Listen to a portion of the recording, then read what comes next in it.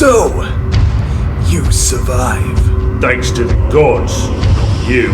Thanks to one god, my dear brother. The Queen of Darkness. She sent the Kender back here, and it was he, I presume, who had altered time, allowing your life to be spared. Does it gall you, Caramon, to know you owe your life to the Queen of Darkness? Does it gall you to know you owe her your soul? Black Dragon, from darkness to darkness, my voice echoes in the emptiness.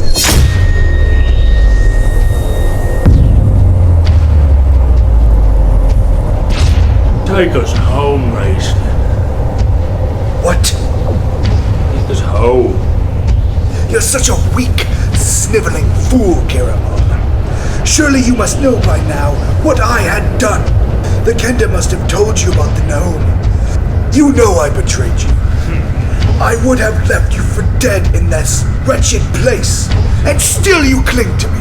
I'm clinging to you because the waters are closing over your head, Raistlin. My hand on your arm. That's all we have. Nothing can erase what you've done, Ras. It can never be the same between us. My eyes are open. I see you for what you are. And yet you beg me to come with you. I could learn to live with the knowledge of what you are and what you've done. But you have to live with yourself, Raistlin. There are times at night when even that must be damn near unbearable. Think of this though. You have done good in your life. Raistlin, maybe even better than most of us. Oh, I've helped people. It's easy to help someone when help is appreciated. But you helped those who threw it back in your face. You helped those who didn't deserve it. You've helped even when you knew it was hopeless. Thankless. There's still good you could do to make up for the evil. Believe this. Come home. The dark crimes that stain my soul, brother. You cannot begin to imagine. If you knew, you would turn from me in horror and in loathing. And you are right. Sometimes in the night, even I turn from myself. But know this, Caramon. I committed those crimes intentionally. Willingly. Know this, too. There are darker crimes before me, and I will commit them intentionally. Willingly. Wait. Crysania. What about her? Yes, my brother. She will enter the abyss with me. She will go before me and fight my battles. She will face dark clerics, dark magic users, spirits of the dead, doomed to wander in that cursed land. Plus, the unbelievable torments that my queen can devise. All this will wound her body, devour her mind, and shred her soul. Finally, when she can endure no more, she will slump to the ground to lie at my feet, bleeding, retching, dying. She will, with her last strength, hold out her hand to me for comfort. She will not ask me to save her. She's too strong for that. She will give her life to me, willingly, gladly. All she will ask is that I stay with her as she dies. But I will walk past her, Caramon. I will walk past her without a look, without a word. Why? Because I need her no longer. I will continue forward to my goal, and my strength will grow even as the blood flows from her pierced heart. Let go of me, my brother. Oh, and one final hint of caution, my brother. Be wary of the magical time device. Her dark majesty repaired it. It was she who sent the Kender back. If you use it, you will find yourself in a most unpleasant place. She didn't fix it. Tash said his friend Nibs fixed it. The gnome you murdered. Use it then! Take task yourself out of your Kiramon. But remember, I warned you. Come on, Tash. Let's go home. Farewell, my brother.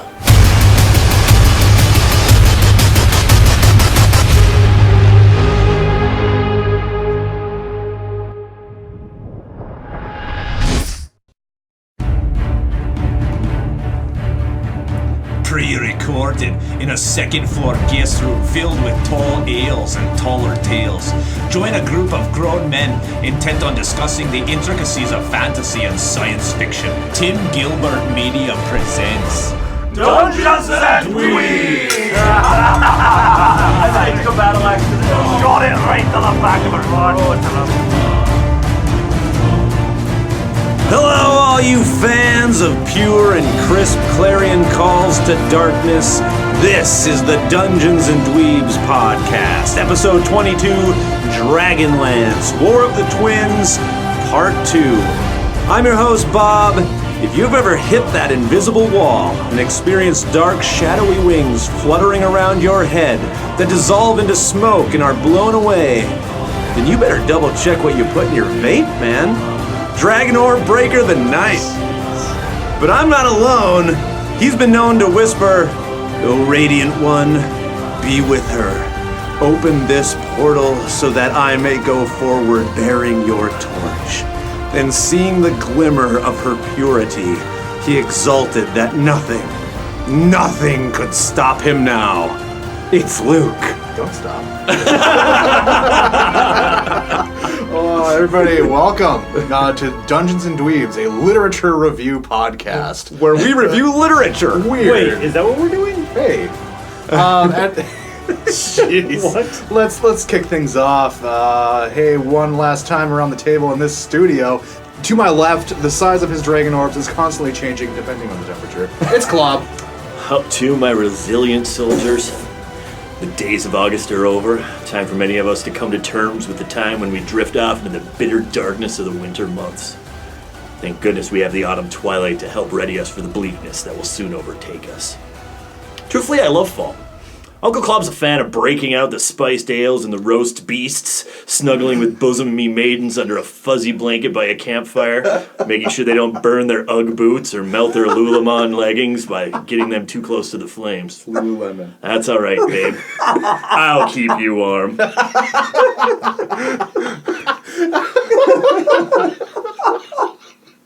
Across the table from me. We've said it many times, but he sports a wondrous beard that would make William Riker or any of the Fireforge clan jealous.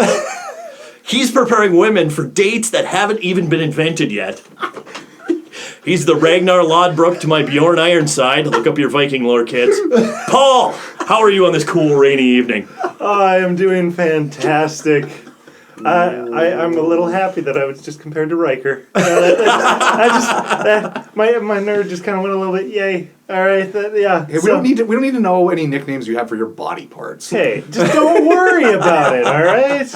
My Riker is always ready. Oh, yes, it is. But we are here to review part 2 of the middle book of the Legends trilogy. Dragonlance. On this Summer of Lands 2. Wait, are we just doing book 2? No. Oh. The second half, well... The second half. Like, so book 2... not even the second half. The last 2/3. Yeah, 2/3. Yeah, book 2 and book 3. Of volume 2. Of volume 2. It's, more like 2/3 of the book. So that actually, we have in front of us. folks, this may be a long episode. It might. It depends. We never know. No, we always go real short on everything. We don't ever go. We never get caught up in minutia. No, never. Never do it. Yeah, Yes. never once. No. But who else The Dungeons and Dweebs promise. Who else out there is going through every book with a fine-tooth comb and dwelling on every little bit of insubstantial nothingness? As soon as you said that, I just flashed to the Spaceballs scene in the desert where they're combing the desert. Found anything yet? We ain't found. Nothing. Nothing. It's true. This is true. This is. All right, well, it is about that time. Why don't you say we can run into this right away? Yes. I will get the first set of drinks from the bar. I'm actually going to go get them because I've got a big surprise for you guys. Oh, I am so excited. Wait. What is mulled wine? I was in a relationship I swear to you, with man. a The woman with the draconian blue woman. dragon, she brought me up to her room Boy, last did night. she have good Where's my time. corn purse? Why don't you fellas follow me into my plastic couch? Kender. I'll show you how my glory is good. What'll it be, boys? Tavern talk. All right, we're back. We're seated around the fire. Sit it even. One last time In this studio. in this studio. Studio. Mulled wine is actually, it's wine that's cooked over the flame with spices. Oh, okay. Oh, well, fantastic. Yeah. Taught me something new today. Yeah, just make sure that you don't swallow any of the little beads and the stuff that's in there.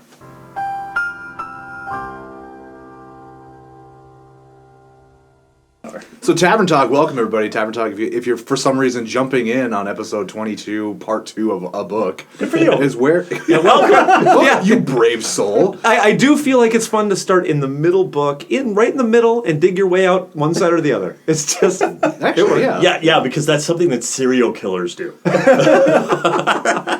You mind your own. Tavern Talk is a little segment where we sit down, talk about listener feedback and what's going on in our nerd world. Right?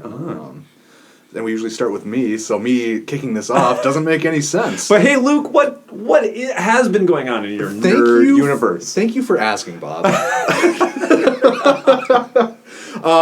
In my nerd universe, I've been watching a show on Netflix called I Am a Killer. Oh, interesting. A different route of my nerddom here.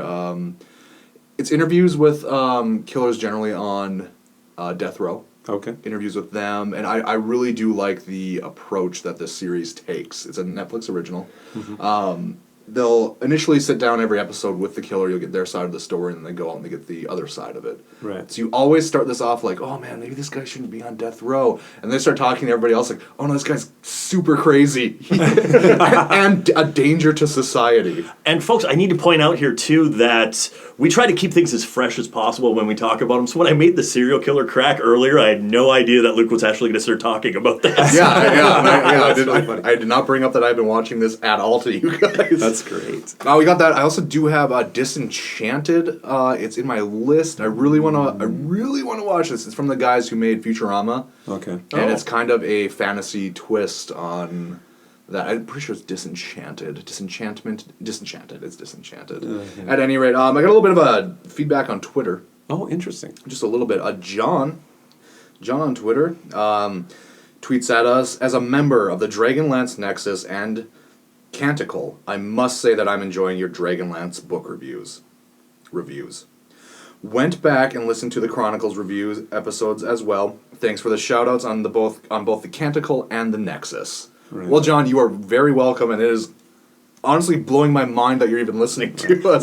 When we first started thinking about doing this podcast, and then the summer leading up last summer was we were going to start recording. I listened to a lot. Even it was like we knew we were going to do this for a while. Right. Man, I think we might have sat on this for like a year. We sat on it for a while, just mulling it over. Yeah. But yeah, I listened to a lot of Canticle, and those guys are really good. I obviously didn't absorb a lot of it. Like I didn't learn a lot because those guys. If you're looking for a podcast that knows their Dragonlance, really gets into the minutia, but is very knowledgeable about everything. Like we don't have and is just centered on the Dragonlance universe right. itself. Like we don't have the back knowledge of having played the modules or have access to all of the we're not steeped in all the lore. These guys are steeped in all the lore. So having him say that is really cool because he's one of the big dogs of the Dragonlance universe. And big thank you to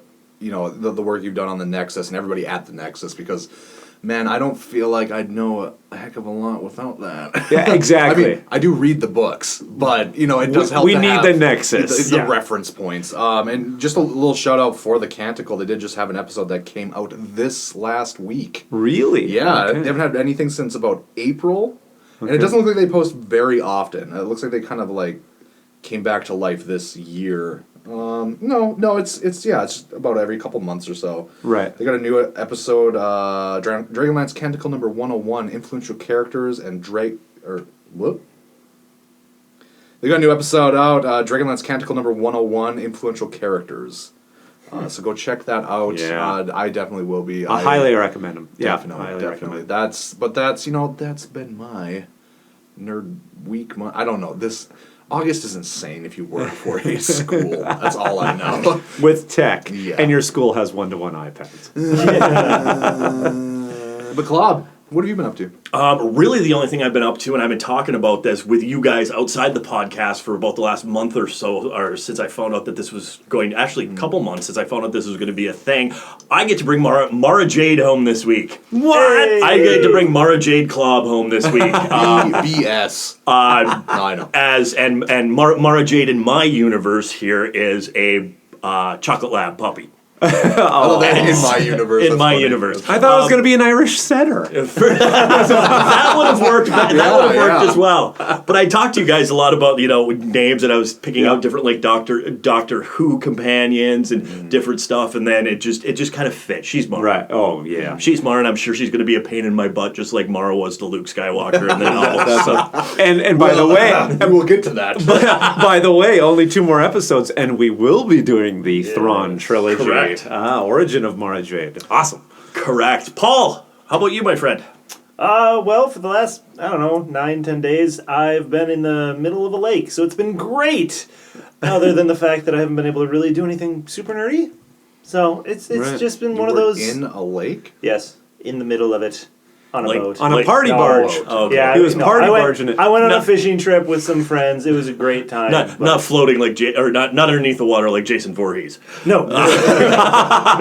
Which, okay, I've got to tell this story really quick. We were at a wedding that took place last weekend. In the middle of a lake. And it took place at a camp down at on Crystal at a Lake. No, it wasn't. It wasn't Crystal Lake. Crystal was there, but it is kind of fun. Maybe this is sadistic, but my daughter and a bunch of her friends. She's 10, and the other girls were kind of in that range, age range, and they were down there, and the place was kind of run down, right? Like it was like a camp that obviously it had seen its better years and was now kind of run down. There was like kind of this old rickety dock sticking out into the lake, but I don't know. It looked like it hadn't been used for a long time. So we're down there playing around by the water, as the bride and everybody are taking their pictures and whatnot. And my daughter's kind of like, so why hasn't... Why did, and I just started spinning the story about Jason Voorhees. I'm like, well, about 20 years ago, some campers were found dead. To your 10-year-old. Your 10-year-old. Good job, man. She kind of likes to spin with me on some of this stuff, and did you ever like? I told her about the kid in the water. I said What did you clarify, or does she just think that this is a thing? I never clarified. Oh my god! Now, hold on. You said your daughter was there with some friends. So Some friends, yeah. All of the friends as well. They're here. from a city. Nobody knows where we live, so I guess this won't mean anything. But they're from the cities, a city that is far away. So yeah, they drove up, and for them, I'm sure it was like, ooh, we're out in the country, and it's super creepy. And then, like, what do you mean? They didn't comment on it much, so I don't know if they believed it or not. But it was fun. And then Kevin Bacon got stabbed through the neck with an arrow. Great scene, by the way. Man. Oh my gosh. So yeah, I really haven't been doing too much nerdy things. Bob, have you been doing anything other than terrifying 10-year-old? Actually, my entire time has been taken up reading Dragonlance. If I'm not reading the books, I'm now reading these comic books. So once again, I'm going to stump for come on over to our Facebook page if you're into those Dragonlance comics.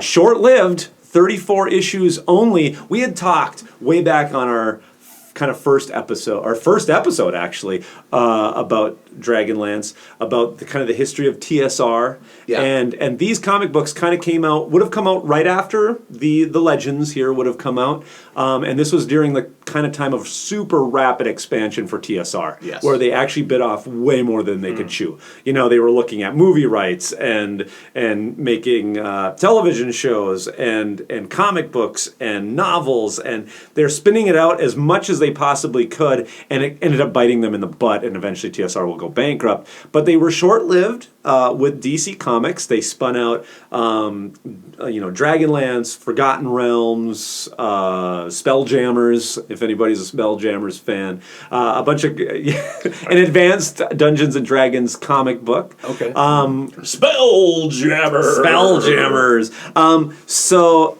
all fairly cool stuff, but these comic books, I guess once you start reading them, a lot of them are awesome, a lot of them not so much. A lot of perplexing stuff going on here, where they're not finding a main character. Like the first 4 issues are about this girl named Riva. She's really awesome, and then they leave her for a bunch of episodes, and you're kind of like, why did you leave her? And then they come back, and but a lot of them are really cool. So join us over there, see some reviews, break out those old comic books, read them. But we've gotten some feedback on that, on the comics, and also on our last podcast about War of the Twins. So I'm going to go to there actually. With on Facebook, Sean commenting on our ad says, "Hey, is that a griffin?" The answer. Yes. Yes, it is. Yes, it is. Yeah, I mean, like... What a great question, Sean, because... On the surface, very obvious. When I read that comment, I hadn't finished the book yet. Yeah, I'm like... I did, me as well. I have not finished it yet. What? Yeah, of course it's a griffin, but now that we've gotten through the book... Right. And I had read this book once before, and granted, forgot if there was ever a griffin mentioned, because it's mentioned once... Yeah, maybe. But for what there's one mention. The one entire mention time, of a griffin. But I'm checking the Nexus. the modern comic or modern novel cover, which I guess it's a cool painting, but I guess we're slightly having issues with. Klab you brought up the last time. It's got the Kender right on the front. Tass is on the front. Yeah. Mm-hmm. So there's no mystery. We all know he's alive because of that. Because of that. And then they oddly put a griffin on the front by, I'm assuming this is supposed to be Pax Tharkas on the cover. It must be. When really they don't. And usually whatever's on the cover plays a huge part in the book. It should anyway. But if you look at the original cover, it was just like... Well, no, because that made sense too. That it was just Caramon with his hand on Crysania's shoulder. Yeah, because really they do play such a prominent role in all of this. But there's a little bit of a thing. But we'll get to that. Right, odd choices maybe, but I won't say it's by the artist, because usually the artist sometimes has a lot of direction from the company. So I think there's for some reason Wizards maybe said, hey, put a griffin. Hey, griffins are cool. Yeah. Griffins are cool. They're like bow ties. Would they have printed this? Give her a griffin. Would they Griffins. have printed this when Harry Potter and the Prisoner of Azkaban was coming out? And they're like, hey, Harry Potter's got a griffin. You put that griffin. Put that griffin on those Harry Potter fans. They'll love us here. Yeah, you got kids looking at Harry Potter. They're going to see a griffin here on the front of this book. They're going to pick it up. They're going to we'll trick them. Can you imagine a Harry Potter fan just all of a sudden picking War of the Twins out of nowhere? I bet they'd love it. They would love it, but it's in the middle of a second trilogy. They would be really confused. Yeah. But we have other comments here, okay? And of course, longtime listener, and I'm going to dub him the ghost fifth chair of this podcast, Brendan. I've even had to turn to him this week with specific questions about things that we're going to be talking about in this episode. But Brendan says, good discussion, gentlemen, on our last podcast, though I was disappointed that you didn't address my biggest problem with this book. Why are Raistlin, Caramon, and Crysania traveling overland to Zaman? It was established in the previous novel that Raistlin has access to reliable teleportation magic, so I can't see any plausible in-story reason for why they are traveling overland through Bandit Country instead of just teleporting immediately to Zaman. Obviously, out of story, it's necessary for the party to take the overland route, or there is no novel. But the fact that the book's plot is dependent on characters not using their established abilities seems like a huge weakness for the novel. Or am I missing something here? Well, I think that's an excellent question. I think it's a brilliant question. Yeah. He has trouble teleporting just himself, though. Does he have trouble doing that, though? And Crysania can teleport herself. Wait, Crysania can teleport? Yes. She just prays to Paladin and she zooms out of there. Yeah, Paladin she can call on Paladin to teleport her. And for everything that we've seen in this novel, Paladin is she thinks is on her side and is zooming her all over. And is super responsive to her prayer. Super responsive. well, while I'd be responsive to her too. To be fair, she's the only one. She's the only one in our entire universe here that's praying to her. Everybody else hates Yes, Paladin, so- and yes. then it's just like, oh, I'll pray to you. Okay, She's got the direct Everything you want. line. But great question. What do you think of this question? So why don't they just... And so we had kind of a conversation off air really briefly about it as well, because I had to remember, okay, so Zaman, is there anybody even in Zaman? And to my reading of this, Zaman is deserted. Granted, there's evil there, or, there's dark powers and things going on. But in terms of why wouldn't he just take Pax Tharkas, hold that position, and then only him and Crysania bamf over to Zaman and be alone to open the portal? Why does he need an army there? I think that he doesn't know what is there. He knows there's some evil thing because Raistlindantilus was there before, all that stuff. That's why he knows the layout of the entire place. But he also knows that something terrible has happened there. That the Dark Wizards left because of all the things that they created. He doesn't know what's left. So maybe he's using the army as he wants shields. somebody to have his back in case something is still there. Well, and also at the end when it talks about them going there, it talked about how he was at the back of the army. So in my mind, just he's kind of hiding like meat shields. Yeah, it's just all right. You guys go die. That's where a wizard sits. It is because they're glass cannons. But in the earlier thing, they talked about how Death was leading the army, and then now Death is following the army. Okay. So that's what I remembered, and that's what popped into my head. And I think I'm definitely on board with what you're saying. But yeah, and it is. I think he himself can kind of bamf around his tower real quick or whatever, go short distances himself just fine these days. Right. But I think him taking Crysania could pray and get there.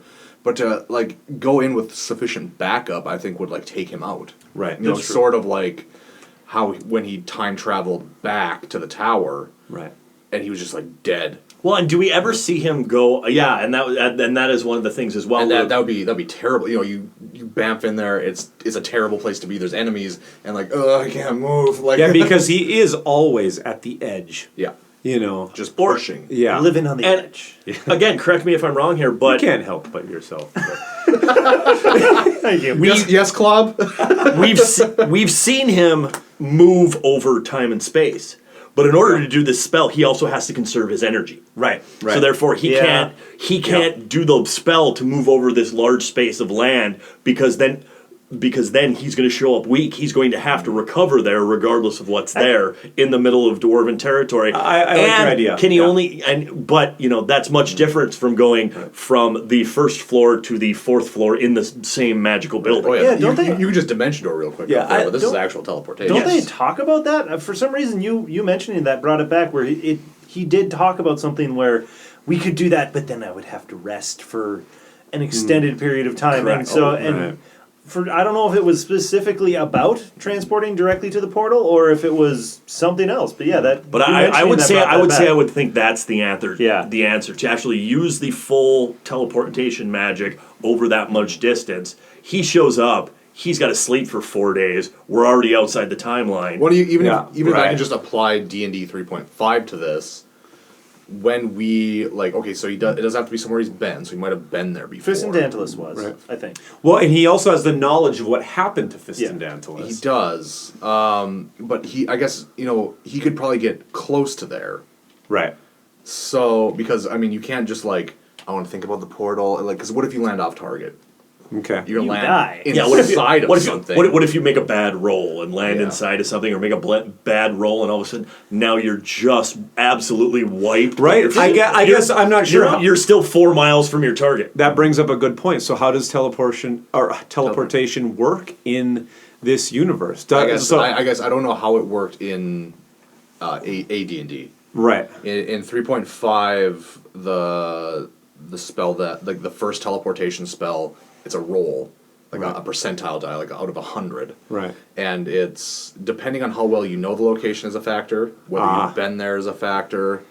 I think whether you've been there, how well you know it. I was going to say, so that right there, I think, is your answer. Yeah. I think because they have been dependent, especially back in Chronicles, on Maybe. actual Dungeons and Dragons rules, in their minds and being very seasoned players, they're probably saying, hey, he doesn't know this location, he doesn't know it well enough to teleport there, so he's not going to. And I also like your meat shield idea. I think you can kind of pick whatever one you want it to be and make it work just fine. That's true, and I like that, we also have technology that all of a sudden popped in, and I think, Luke, are you looking it up right now? I am. I will say, the disappearance of a character to somewhere random, I think, Klab, you had that experience due to Luke's character's bad roll once, didn't you? Yes, actually, you randomly ended up in the woods somewhere. Yes, weren't we you? were playing 3.5, and Luke was supposed to teleport me to a different location. I was teleporting everybody back to a town. He was teleporting everybody back One by one. back to town one by one.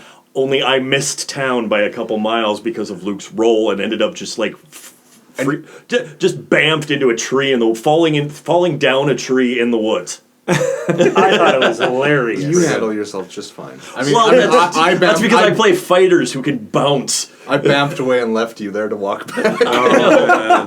So Hey, Luke, you had to and give that was in 3.5. Like my failure chance was 3%. wow. Up to 97 and below is fine, but if 98, 99, 100, those are the failures. Wow. So do you have our answer, I Luke? do. Teleportation is a level 5 spell, which is the higher level spells in AD&D. We got here. It's a range, or the range on it is touch. Uses verbal components. There's no saving throw. At any rate, distance is not a factor for teleport in AD&D, but interplane travel is not possible by any means of the teleport spell. So, teleport. The spellcaster is able to teleport a maximum weight of 2,500 gold pieces, equivalent as an additional 1,500 gold piece weight for each level of experience above the 10th. AD&D sounds really confusing. Oh yeah, and the casting time is 2 segments. I'm sorry. I just kind of every time I think I have this down and I start reading it, I like stumble upon something. But it does have a similar effect that 3.5 does. The destination area is very familiar, studied carefully, seen casually, viewed once, never seen, and so you get breakdowns based on. Whether it can be probability of teleporting is high, on target, or low. So it could just fail. Is what I'm reading. What we're kind of saying is that we're thinking. Oh God. That what we thought was true. Teleporting high means the magic user will arrive 1 inch above ground for every 1% he or she is below the lowest on target probability. Only 2 inches when the destination is very So when it says destination area is high, you could appear too high, and I'm assuming too low means you're showing up underground. Okay. So anyway, it's going to cost a lot. It's going to cost your character a lot, and there's going to be recovered time, and there's going to be everything else. So I think that kind of gives us our answer for that. So I think our answer to any low result means the instant death of the magic user. Okay, well, there's that too. There's that. So if you're a Dungeons and Dragons player, this is very fantastic for you to hear. Specifically, a D&D or whatever that was called. AD&D. AD&D. Hey, while Luke is still mulling over what is a fantastic entry, he's now just buried on his computer. Come back to us. Come back to us, Luke. Come back. I'm reading spells. Leave me alone. But okay, so I got to do a shout. One question that I want to throw out on Tavern Talk. It came up during a podcast which we already referenced, Married with Comics. And shout out John, who is John and Maggie, who are over there. And really funny. Surprisingly enough, Married with Comics. And yeah, they're married. And they read comics. Amazing. Weird. John, you lucky devil, you. But anyway, John and Maggie were having this discussion. Their new episode is really, really great. They are reviewing a really old Spider-Man comic, which I really love old Spider-Man. And actually, thank you. The timing on your release was perfect. I had to drive an hour one way a couple of times here. So the timing was perfect. And I was mowing my lawn. So thank you, John and Maggie, for entertaining me during the lawn mowing. Yes, it's a big lawn. Just anyway, in this episode we're about to talk about their latest one that came out where they feature our promo. Yes.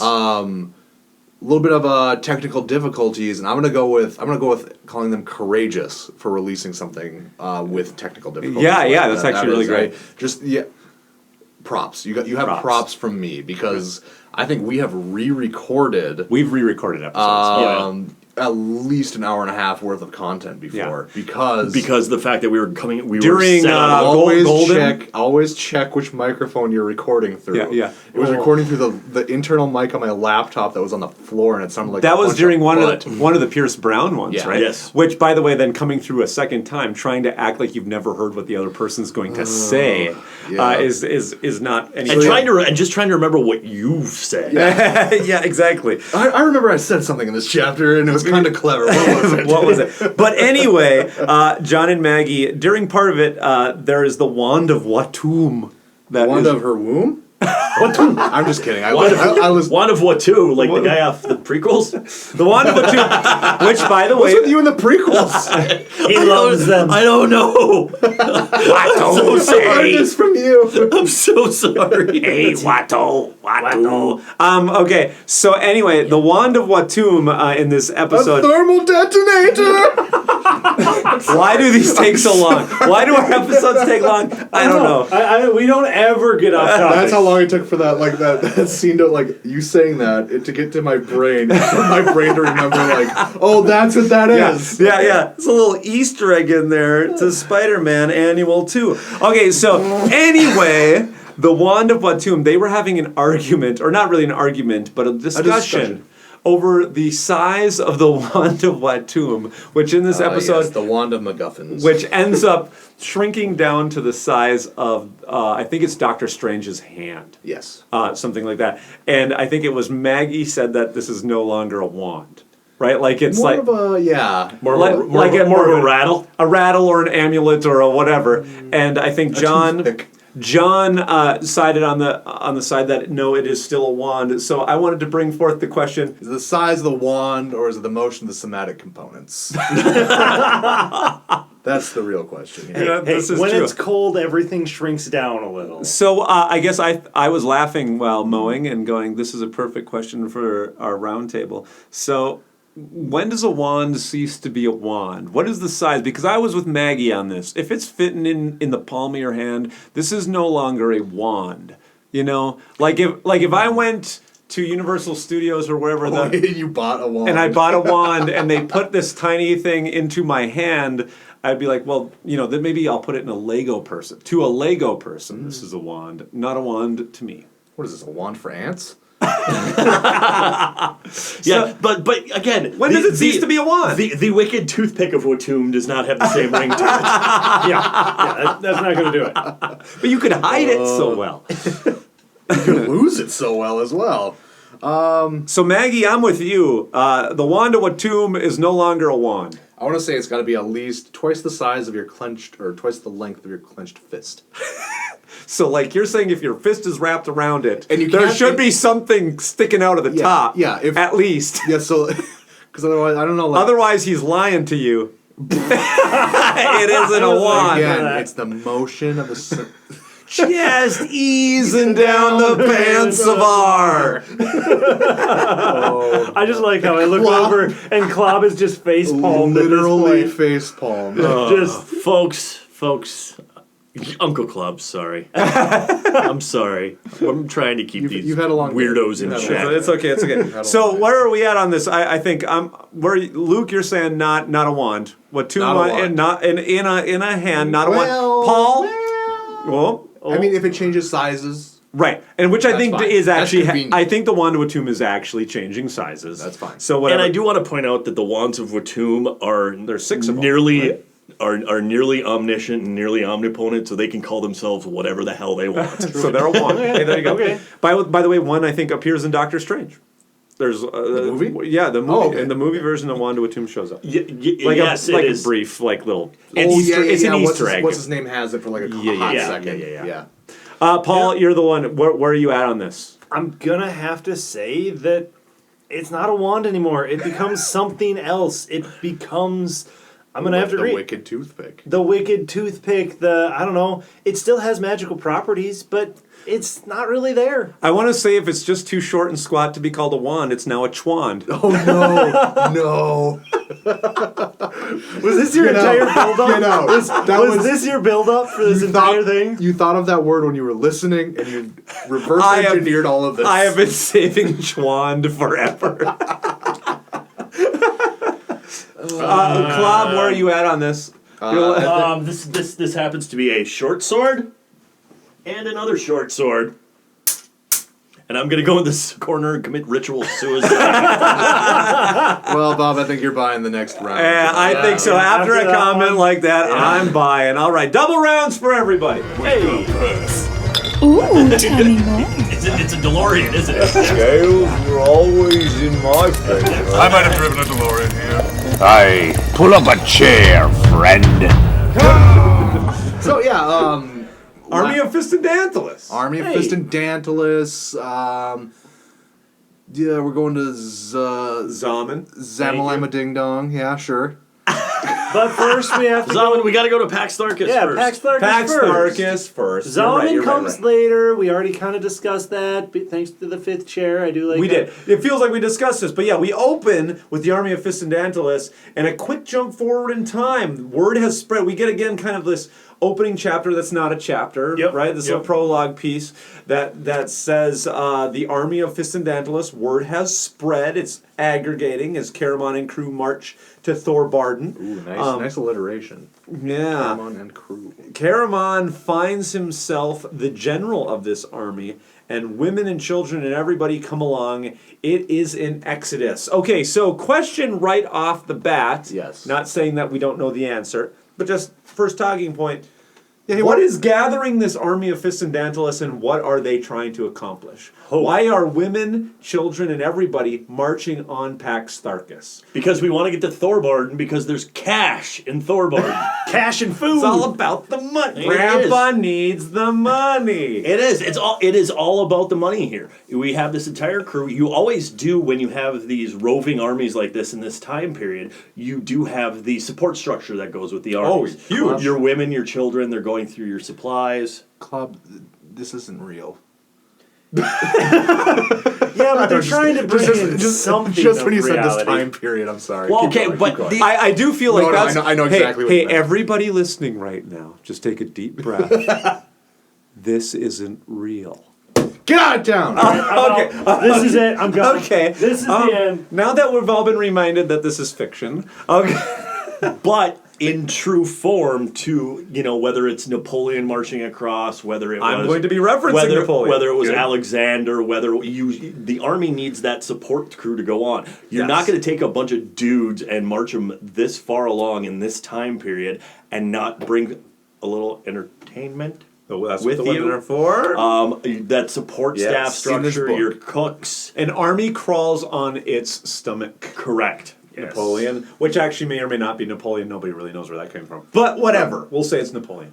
Whatever. Hey, it's a good saying. Whoever But anyway, said it. I'm just saying we are creating this huge army of Fistandantilus, right? And isn't it like we're thinking the plainsmen have been cheated in some way, right? By the dwarves, we're thinking. They feel they've been cheated. The humans feel they've been cheated by the dwarves. The hill dwarves feel that they've been cheated by the mountain dwarves because they feel that they should have some. Since the hill dwarves originally came from Thorbarden, they feel that some of the money in Thorbarden should be theirs by legacy. Right. So what I want to establish off the bat here is because as we go through, I'm going to just be questioning sometimes. We are creating a giant army. We are going to create a massive slaughter. And just so why is that happening? Caramon is our hero. He is leading this thing. Why does he think this is right? Which I know it's going to be because he thinks he's bringing Raistlin and Crysania to end all evil, right? Like he buys into that Raistlin is going to destroy Takesis, right? Am I reading that correctly? He also wants to go home to his wife. Right. And so here's what I'm saying. Here's cares what about Raistlin. So I'm going to keep asking this question. My worry sometimes about our heroes, right? Raistlin's no longer a hero. He's my hero. Crysania misled. But all we have is Caramon. I mean, barring Tass and stuff, who we all love. Yeah. But Caramon is our last remaining hero, who we have watched, kick alcoholism, and now is rising on his arc. But now for me here, a lot of the motivations start to get muddy, which maybe is intentional. And even Caramon admits throughout this march towards Pax Tharkas and through Pax Tharkas that he even understands that his intentions are muddy here. Right, because he just wants to get home, and we'll even get to that at the end with Raistlin and trying to bring Raistlin home. He just wants to get home to Tika so he can lay in his trailer in the trees. No, he's actually admitted that he's going to rebuild. He's going to actually finish building. He's going to finish building the house. He's gonna build that Right. house for Tika. Right. I'm hoping, at least that part of the motivation is that he believes that his brother Raistlin is going to end all evil, but I'm not 100% sure that is true. But I'm just saying, I know this isn't real, but we are dealing with the death here now in a giant battle of thousands. Yeah. And so, is our hero a hero anymore? That's war. Exactly. Well, I know, but is this war justified? But even is this from- we've been cheated out of money?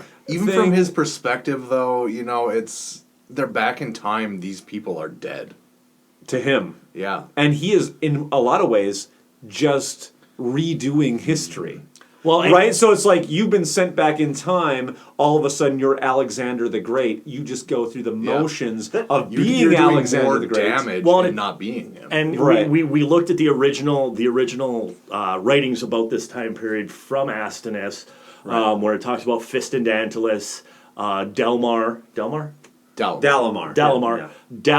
and General Flagius, or whatever his name is. Captain Fellatio, yeah. Well, no, it's and Just so easy. Caramon has taken over. Caramon has taken over the Flagius part, and I know I can't remember his name, but has taken over the general's part. The cleric part has been replaced with Chrysanthia. Right. Chrysanthemum, Crysania. This is why So- people accuse us of not reading the book. Now we're I have Wikipedia open right now.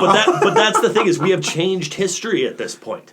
So is this a better march than the original march? Well, they've changed history, but aren't they just following it? Could that be his way of coping with the fact that he is doing some terrible things? He will be sending a bunch of people to their Right. deaths. Is in his mind, he goes, it's already happened. I am just filling a role that somebody had to fill, and that this was foretold. I can't change history. I was just a pebble. And I guess the question here too is this a more humane army, or is this a better way that this army is being treated right now than it was in the original timeline? Well, see, and I'm still just worried about what are the overall reasons why this battle is happening in the first place. Unless I missed something, why are we attacking Pax Tharkas? Why are we creating this giant army? Besides old grudges and who's got whose money, this seems to be. This seems like I'm on the west bank of Palestine, and we're starting kind of a ridiculous fight between Israel and the Jordanians. So I feel like there's not a good morality that's going on, and that's probably the intention, is that there's not a good morality going on here as to why this battle is even happening in the first place. Raistlin's obviously trying to have it happen because of his ends. Yeah, I mean, but he could give a heck. How are going on. thousands of people getting convinced to join this army? Besides the fact that they're downtrodden, they're beaten. No, I think that's enough. It's after the cataclysm. Yeah. It's a lawless time. Maybe that's enough. I think so. Yeah, it's security. It's food security. If you're a soldier, they want to feed you. Right. It's a simple job where you already know what you're doing, but you're just part of the cog, where if you don't get the rabbit or whatever for that night, you're not going to die because somebody else killed it, and you'll be able to eat from that. So it's security. I think that's a really good reason. And I just think that a lot of this stuff tends to sometimes be assumed in the narrative. You know what I'm saying? Like, as we've talked it out, that's fantastic. Like, okay, I get it. It's a lawless time after the cataclysm. People want security, like you said. Well, that's just like, human. I'm gonna put that in quotes. Yeah, it's just human, right? Elves and dwarves and all that. That's just we're social creatures. We've survived this long and become what we are because we stick together and we help each other. And that's actually one of the things that's brought up in a lot of the critiques of this book for both the people who like it and don't like it is, we go through the races of dwarves, and if you've read Dwarven Depths, that really fleshes out. Yes, one person at the table who's read it. Yes, We'll eventually get to will. it. that really that's actually where we find the Tomb of Karis. Spoiler. That's where we got the hammer. What, Karis dies? There's a hammer? Wait, there's a hammer of Karis? What is this? I've never heard of this. Yeah, I don't know. Club, go on. I don't think I read this. What is this? You can slap Bob and I'll slap Paul. Can I make my point? Yes, go make your point.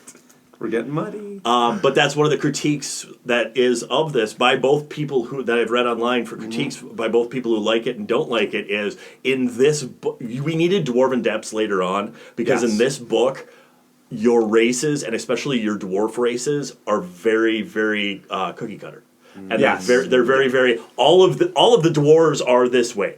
Yes. All of the guys under the king are this way. Yeah. All of the doer dwarves are this guy. Yeah. With the hill dwarves are this. Mountain dwarves are this. Yes. Doer are this. Yes. Yes, and we don't really get an individual personality other than, well, that's your race. Right. Yeah. I agree. True. In that, I mean, like especially with dwarves in this sense, they are all kind of like contained together underground generally. Yeah. But all this, yes, I think all this does explain why the people are doing it. I agree.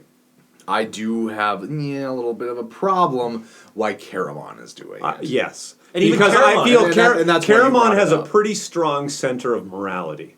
He always does. felt he fell Not off the- with not his the- alcoholism, but I feel like he's always had this really strong moral center. So much so that I kind of don't feel like he would take on the mantle of commander of an army of thousands, where the goal and the reason you're doing this seems so. And he's not the brightest bulb. But- so well, maybe, which may be just why keeping he's these doing people this for safe. race. It's, it's all. It also Well, is he keeping them safe from what? Not incursions by the dwarves. The dwarves aren't leaving Pax Tharkas to raid the. Yeah, you're right. The, He would be more one to like, hey, let's settle up camp and just yeah, stay why safe. are we attacking a people who are insular? Yeah, maybe they're holding your money or whatever this contrivance is. But why am I leading thousands to die? I think. well, remember, But I do believe he does know Raistlin's plan, but believes just like Crysania, right?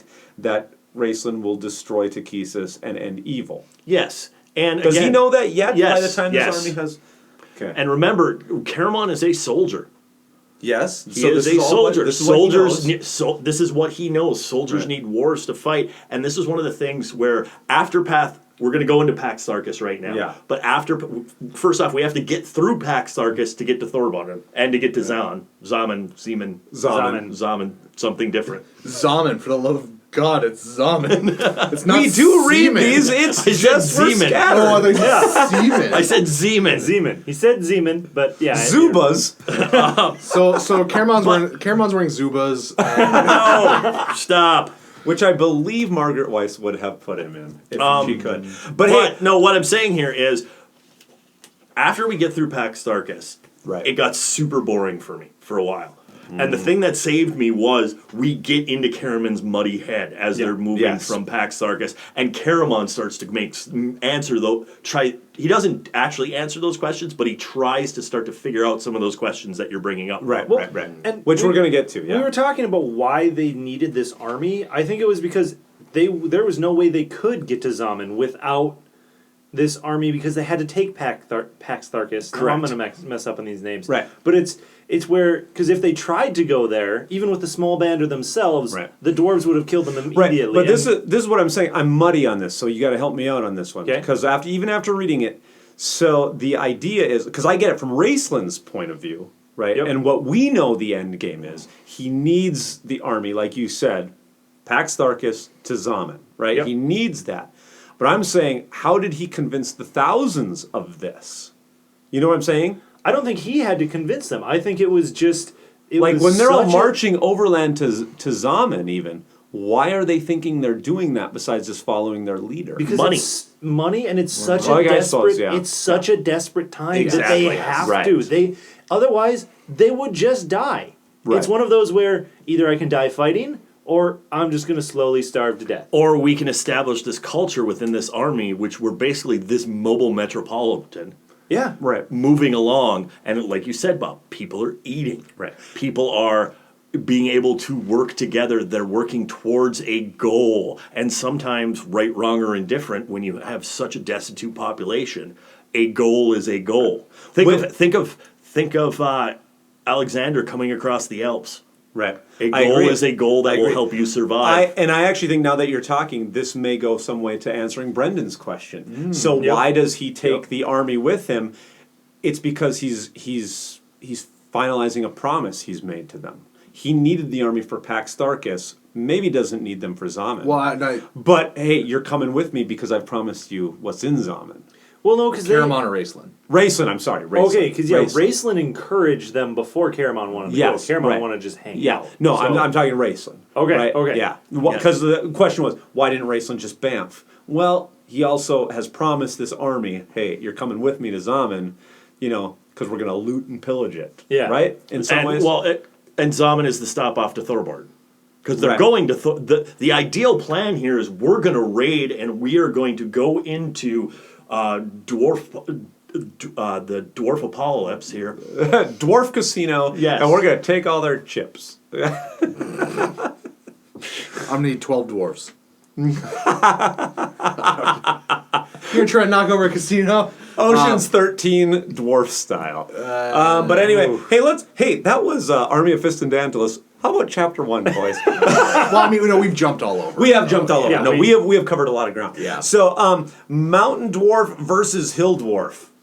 Fight. Politics. And I do like the descriptions that Weiss and Hickman give us here of the differences, just the physical differences between the beards of the mountain dwarves and the beards of the hill dwarves. The different ways that they caress their beards, because that's a big dwarf thing. Is you're always petting your beard, and even the women. It's true. It's true. It's true. Even the women. But we get a bunch of little subtle things in here about. Because you're a mountain dwarf, you use the full hand. Because you're a hill dwarf, you have to comb brambles out of it. So you use like your fingers when you're thinking and go. And I really like that. I'm more of a hill dwarf. I use my fingers to comb brambles. Yeah. Well, But I did- I'm glad you enjoyed it. I did. Yeah, there's this download on Dwarvish history. It's awkward for me because we start with this Dwarvish stuff and it's cool, and at the same time, dwarves have never seemed to be such a huge part. I don't know how to say this because we've had Flint the whole time, right? But as far as like being so enmeshed with the dwarves, it hasn't happened since the middle of Chronicles.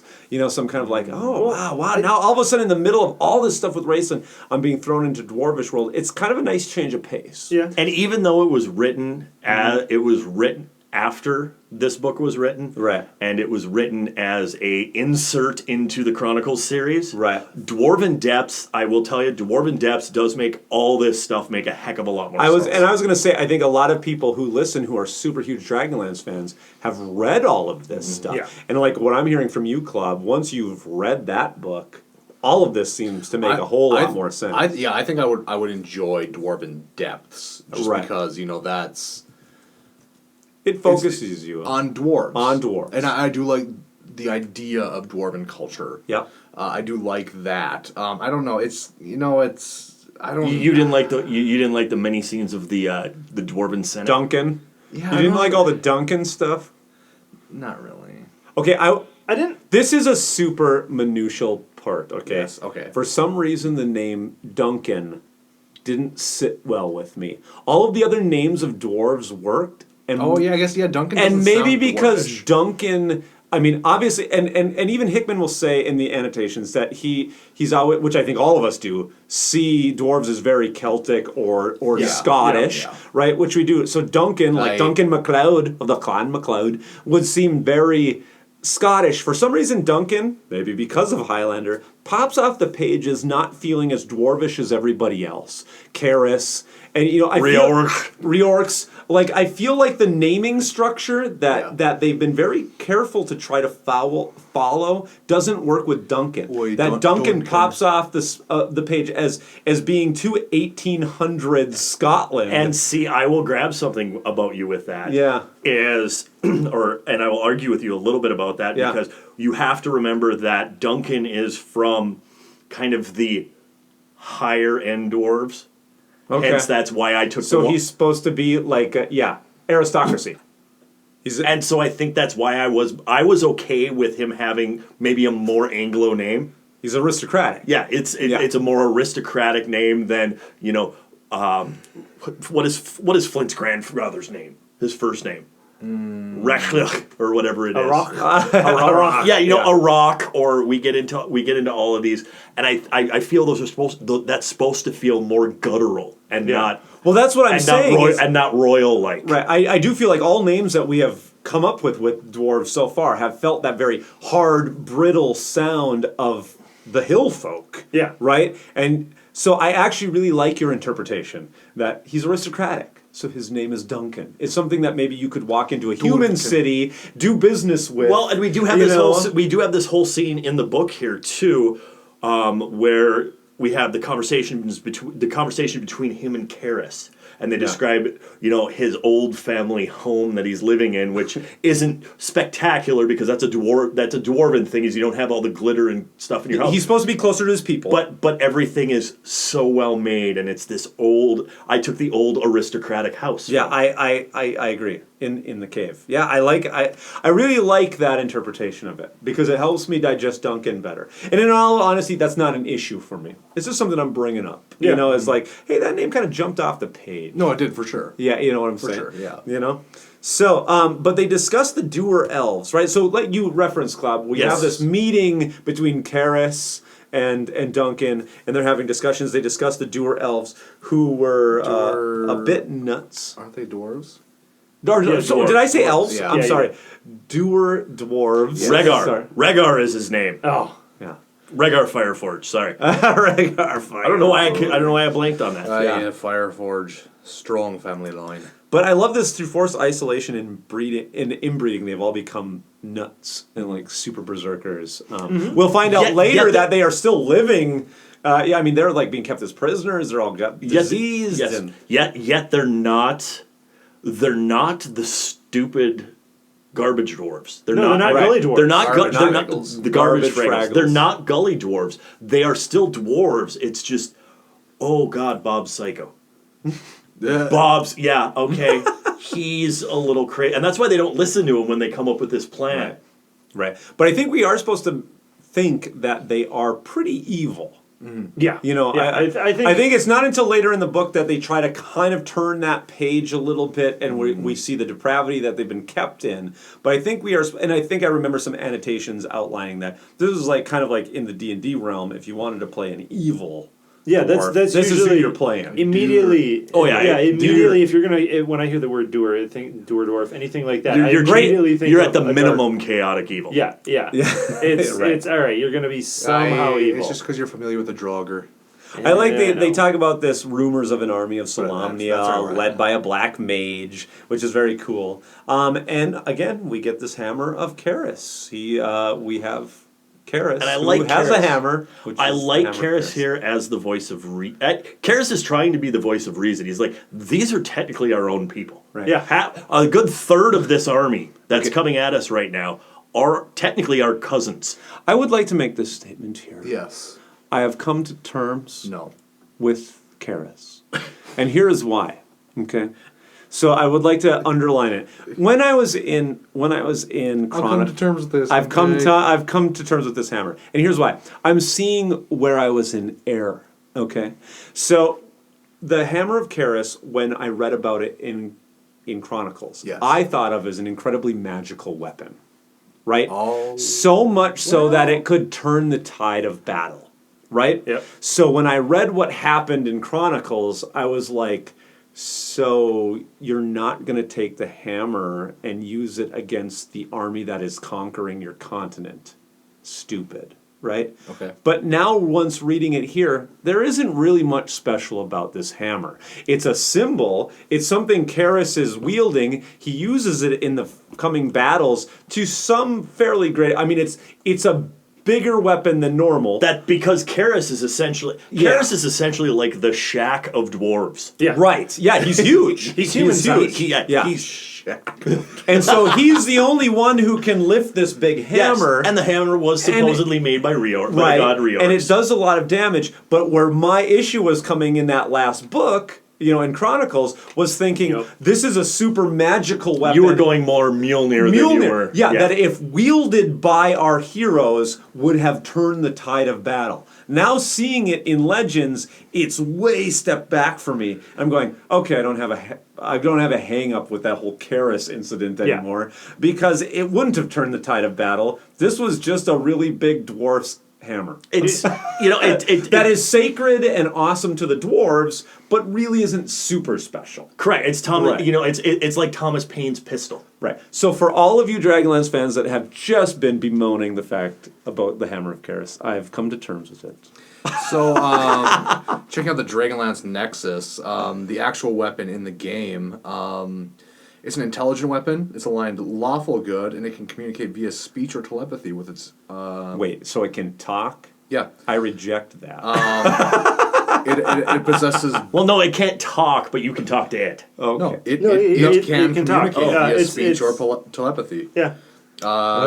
Maybe something happens after this battle. Powers... Why, Luke, why did you have to to start reading this? Bane Now of you're the- making it stupid. I was reading this while you were talking, and I'm like, this just negates everything he's saying. But so it can talk, I'm gonna say- it's super powerful. Never mind. I'm gonna say that something happens because Karis doesn't die in these battles. No. I'm gonna say that something happens after this that makes it that because in First this called book the it is hammer- not it that. is not First that. called the No, Hammer it's of not. Honor during the Age of Dreams, the Hammer of Karis is an almighty artifact of good. It was forged by Riorks, who then granted the hammer to mortals to forge the Dragonlances, and to the champion the cause of the dwarves, the Dwarven race. Lost for eons, it was recovered by a Dwarven hero, Karis, meaning knight. Okay. Yes. All right. Shortly which after who the has first got it? cataclysm. Yeah, okay, there we go. And I like This might just bring back all of my issues. They got the that's what hammer I'm- that can make that's the what I'm here lances for. that they need. But I want to and go back. whatever. I want to Okay, go back to what I whatever. was saying Welcome earlier. back to Team Hatred. As we get to the Battle of Pax Tharkas here, Pax Tharkas. Pax Tharkas. Stop talking, you're screwing me up. Welcome back to Pax Tharkas. As we get to the Battle of Pax Tharkas here, I like the fact that I like Karis as a character. I like him as the good knight, Right. and he is the I don't agree with this battle, but you're my king. I'm going to fight with my king. Right. But I feel shame in having to kill my cousins. So therefore, they show up. He shows up standing on the wall the morning of, and he shaved his beard. Oh, I love this. I do love too. And how all of the dwarves, all of them were just like, well, we're just not gonna look at you. Duncan is not happy. No, he's pissed. This. All the other dwarves are shying away from him. They're all there next to him. That's- They'll yeah, all that- listen, but it's a And shame. I have never thought in my life of a clean-shaven dwarf. No, me either. No. Yeah. Never. And Much what less- a travesty that much would be. less freshly clean-shaven.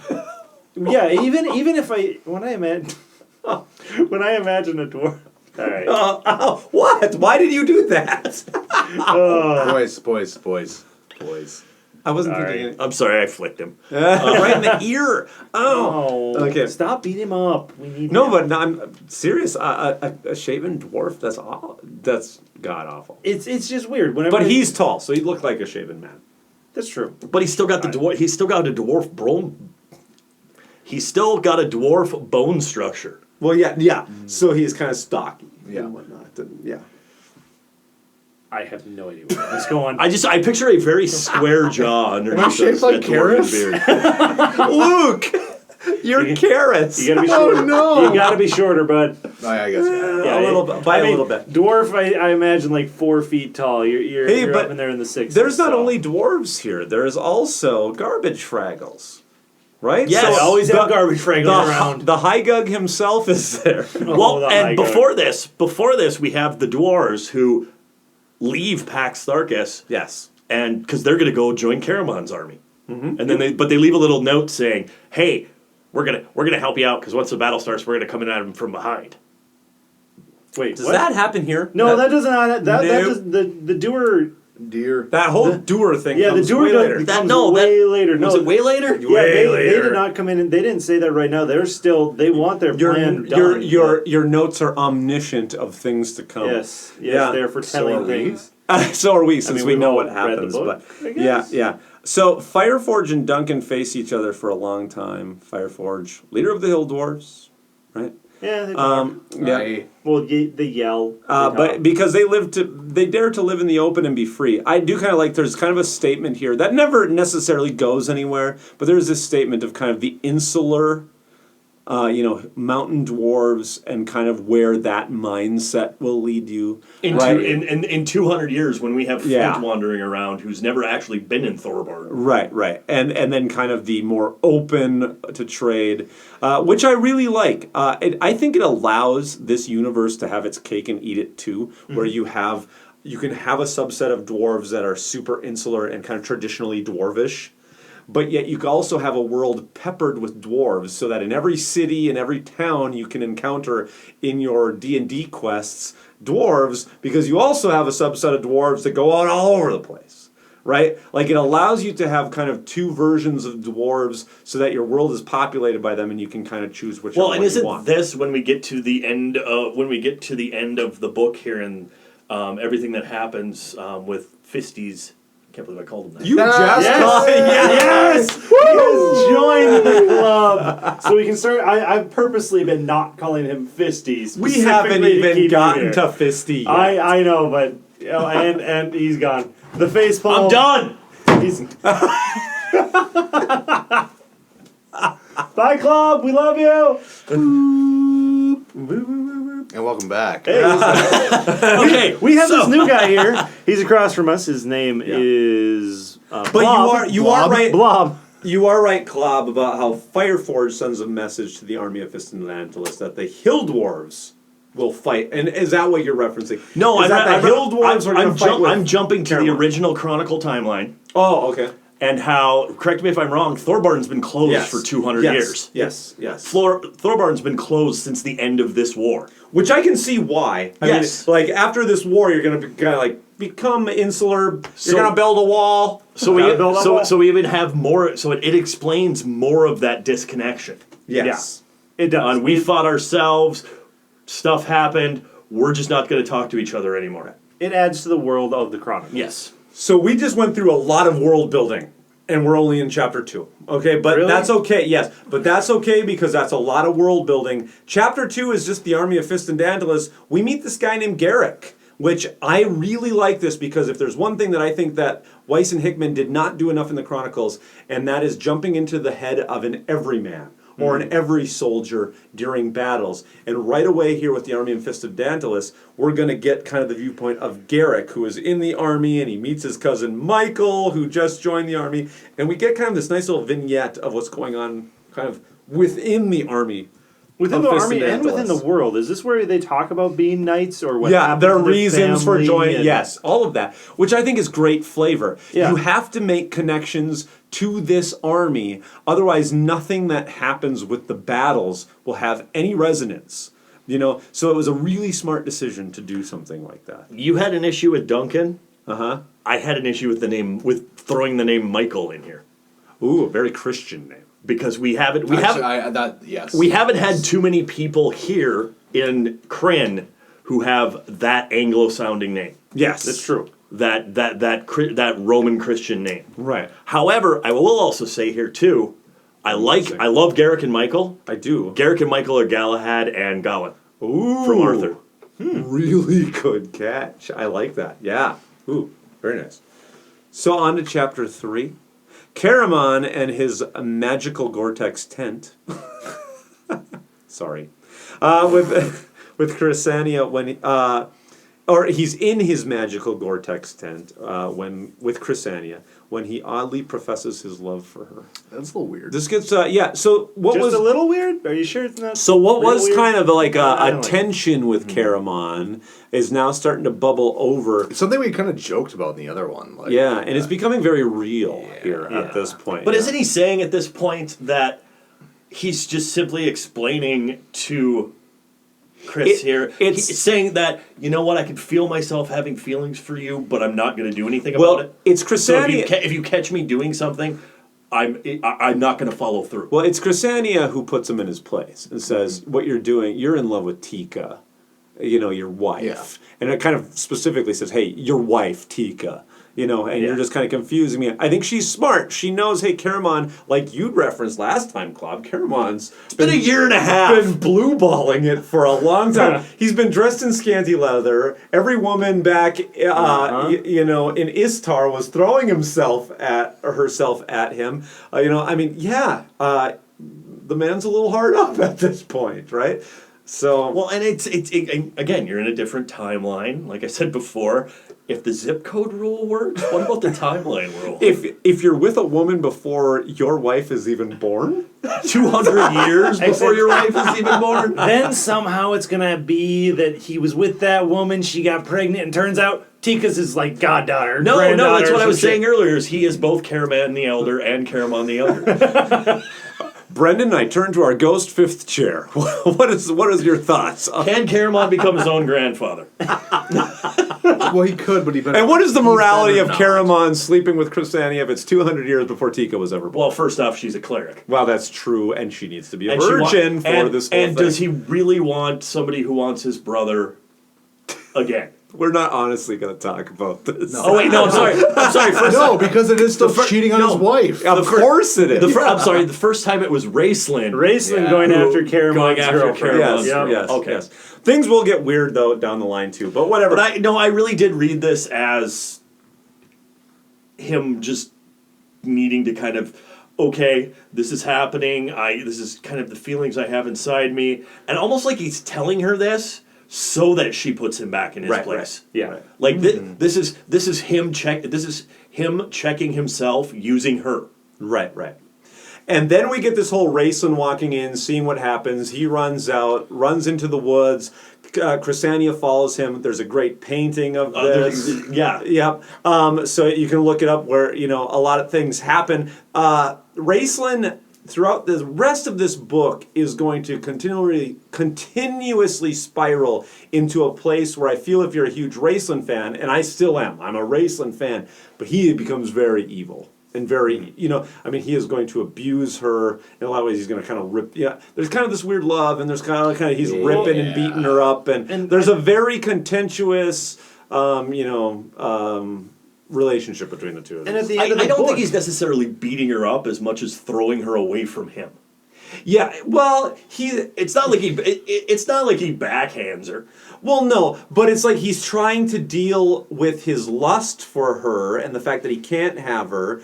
And the fact that he's kind of, I feel, in love with her, but can't be in love with her, and he's not capable of love, he feels. Correct. And so he's acting out kind of like a child, where he brings her in, kind of wants to make out with her, and then kind of slaps her away and rips her clothes. It's an abusive relationship. It's a very abusive relationship. Juvenile and abusive. Yeah, I would agree. Where has...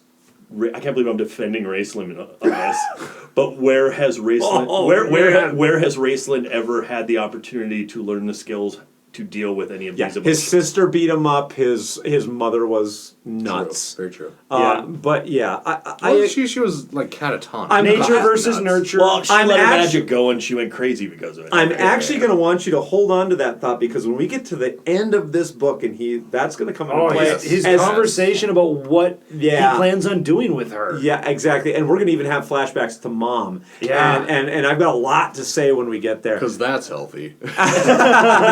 I have great comparisons to make when we get there. Yeah, there's so much. So let's get there, because we're only in chapter 3 I know where you're going with that. Yeah. So he reveals her, and I think this is supposed to be kind of titillating while at the same time appalling, right? But Raistlin retreats to his tent, and Caramon bursts in, incensed about what has happened to Crysania. So we have these brothers fighting over kind of their quasi-love over Crysania and what's happening. It's a love triangle. It is this love triangle, which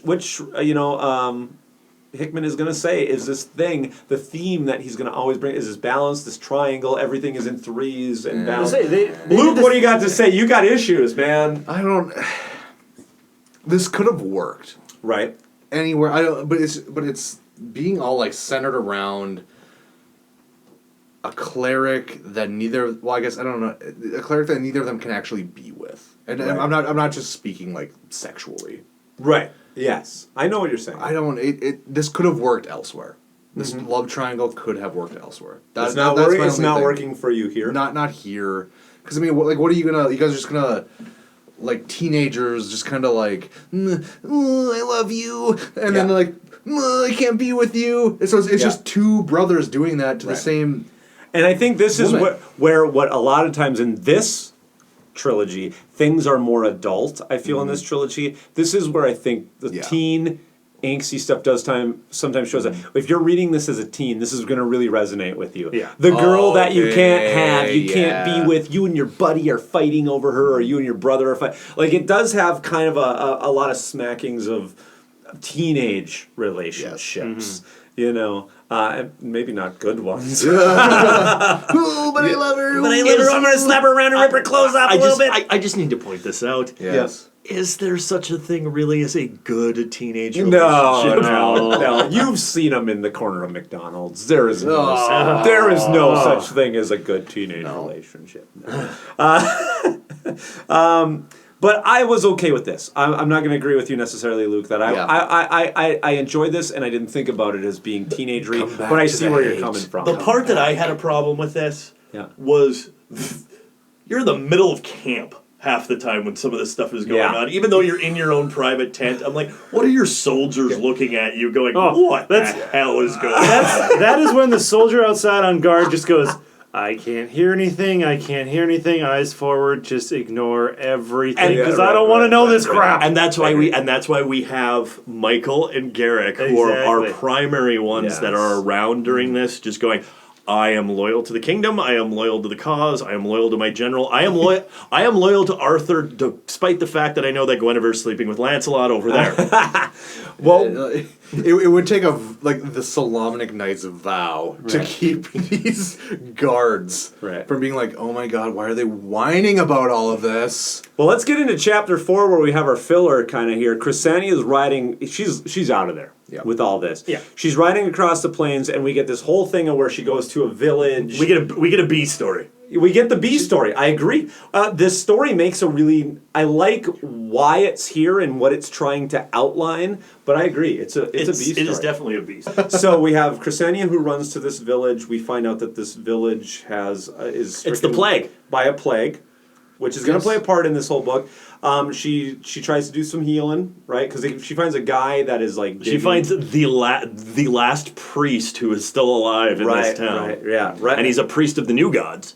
Oh, that's right. That has never played much into these. This whole priest of the Seekers. The Seekers, in the mainline story, have never played much of a part. I haven't heard about Seekers since Chronicles, first book of the Chronicles. Chapter 1, Volume 1, Book 1. Yeah, but remember that again is 200 years from now, after we've gone through the plagues and. Well, I'm not going to lie. I think Seekers was a thrown-away idea. I do think it plays a part in those beginning chapters of Autumn Twilight. Sets up kind of a cool idea that there's this new religion, and then it goes away. Yeah, but the Seekers turn into Draconians. Yeah, that's all it is. It's like not a big deal. So, but anyway, she goes to town. She finds the dude digging a mass grave. He collapses. She brings her back to his house. Yes. She has a conversation about the new gods. Shows her glowing pendant. He tells her, okay, I understand that you worship Paladine. However, I refuse to worship Paladine, so please don't heal me. Right. And this is all part of Crysania's kind of juvenile plan of like, I'm going to run up to this village. Like, she knows this village is there. And she's like, I'm going to convert everybody there to Paladine, and then I'm going to bring them all back and prove that time can be altered because I've got this whole group of clerics that's with me. I have to be completely honest here.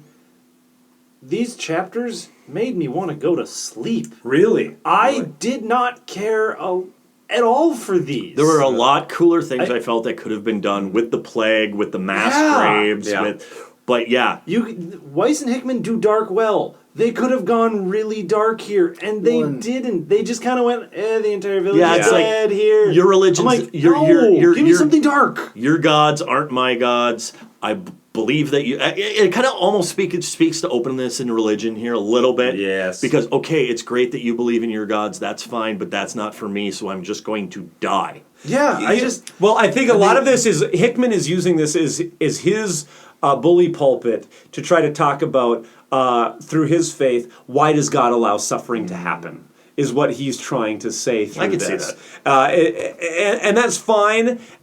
And again, I think the last book. Well, it's got to be something because the middle of the middle book is not where you do world building. Yeah. I agree. I think it's more Hickman taking a sideline to say, okay, there's suffering going on, and Crysania is coming to terms with why are the gods, or does God allow this suffering to go on? I think I'm in agreement that this is too many chapters to try to. Yeah, and so we get to Caramon and Raistlin, who are going after Crysania here. They come into the village. They're like, "Oh, look, the plague." However, let's keep wandering into the village. Yep. Because we need to find her. They find her with my frail brother. They find her with the dead dude. Oh, okay. They all make up because things are sad again and they need to figure out something to do, and then we go back to the army. Well, I will say, the only part I liked about this was showing Raistlin's power when he burnt down the entire village. Yeah. That's it. Yes. That is the only thing I cared about. I'm going to disagree. I do like chapter 6 where on riding there, and I think this is super necessary. Oh, I'm sorry. You're right. I completely... The rabbit. Raistlin and Caramon have a really necessary exchange where they are like back to being old brothers again. Yeah, where they are hanging out together. They think goblins are in the woods. They both get caught in a rabbit trap, which is really funny. But there's love that happens between the two of those. If that didn't happen in chapter 6, the rest of this book would really be an issue for me, because we have Caramon going back to really kind of playing into his brother again and wanting to do for his brother, where at this point I felt Caramon was strong enough to stand up to his brother. He was going to kill his brother, the whole thing. And I'm like, the rest of this book would be really irritating to me if we didn't have this connection that happens in chapter 6. This, even from the other side too, this felt like the one...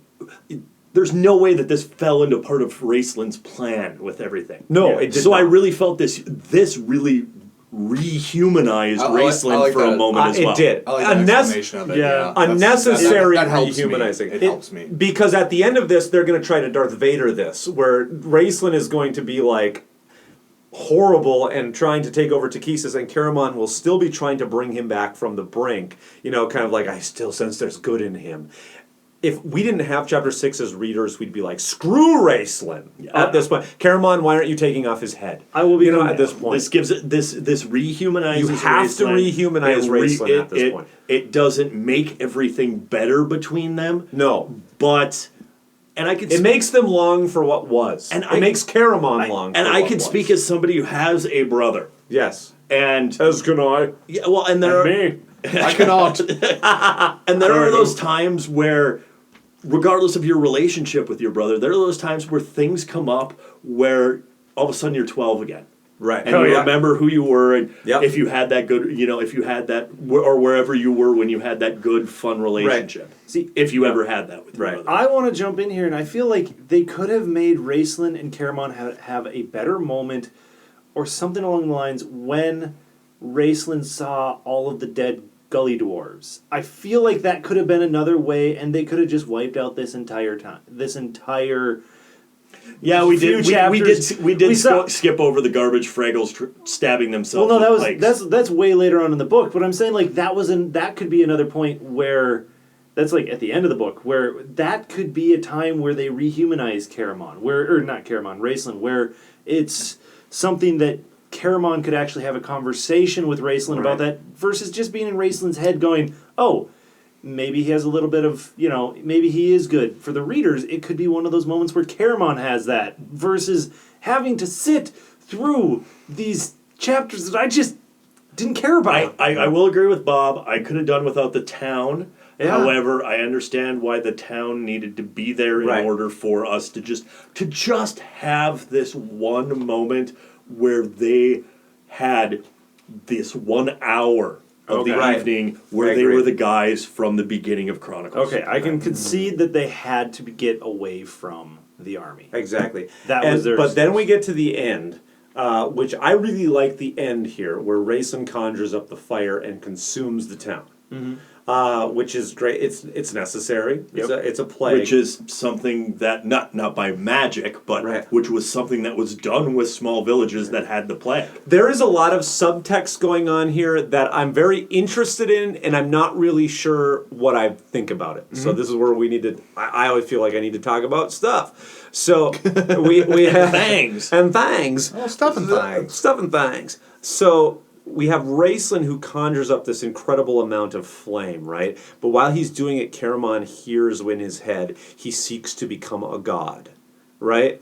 And Hickman is again going to draw on his Christian influences, where I believe this is kind of trying to play on the story of Elijah when he brings down the fire from heaven and it consumes the altar with water and everything, because the whole town is soaked. It's very specific that there is a torrential rain going on. Yes. Right? So the whole town is soaked in water, yet Raistlin is so powerful he can bring down fire from heaven, consume the town. So he is very much displaying godlike powers here.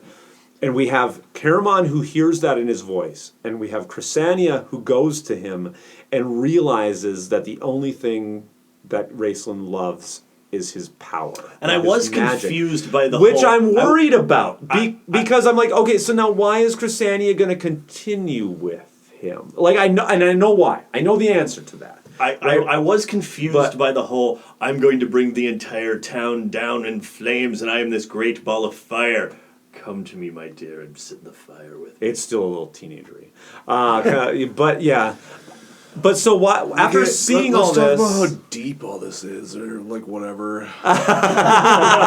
Luke's just done. Let's get back to the army. yeah, Raistlin and Crysania, if teenagers, I would be walking through cemeteries cool- talking about stuff late at absolutely. night. A cool display of Listening to power. emo, talking about stuff in cemeteries. But he would have to, like, this would be after she just snuck out of her preacher father's house. yeah, oh, for sure. Yeah. to hang out with the emo kid. She Hey, got her. babe. She got a tattoo on her left butt cheek. Nobody knows about. Hey babe, let's go burn down a village and just talk about how deep death is. So Luke, what are you thinking on this? I feel like you got I ideas. thought the display of power was cool. I thought the idea of him being in love with his power was cool. Right. But again, it was kind of like, yo, Yeah. how deep am I? Right. Like, come. You do that very well. How deep? I was going to say, have you I don't want to talk about babe. who I used to be. How deep am I? Hey, babe. Then we'll go smoke cigarettes and Denny's and read some Hunter S. Thompson. Yeah, I love that. Shut up. flashbacks, Luke? Flashbacks? Shut up.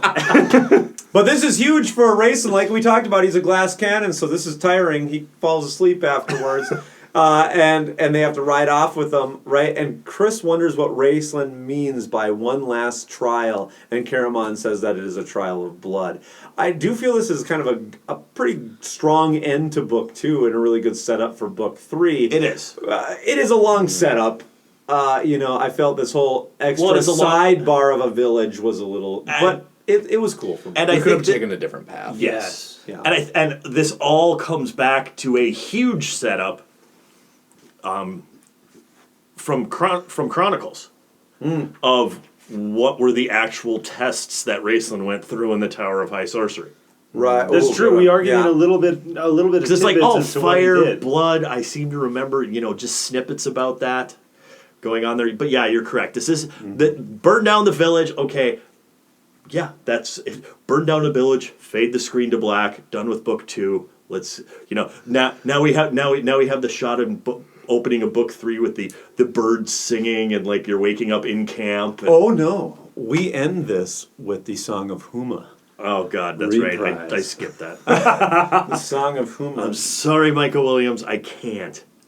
Well, let's just. Called him race. It's fairly I prefer my chapter 3 stuff. it's fairly short, so I feel like we've always been not giving Michael Williams his due.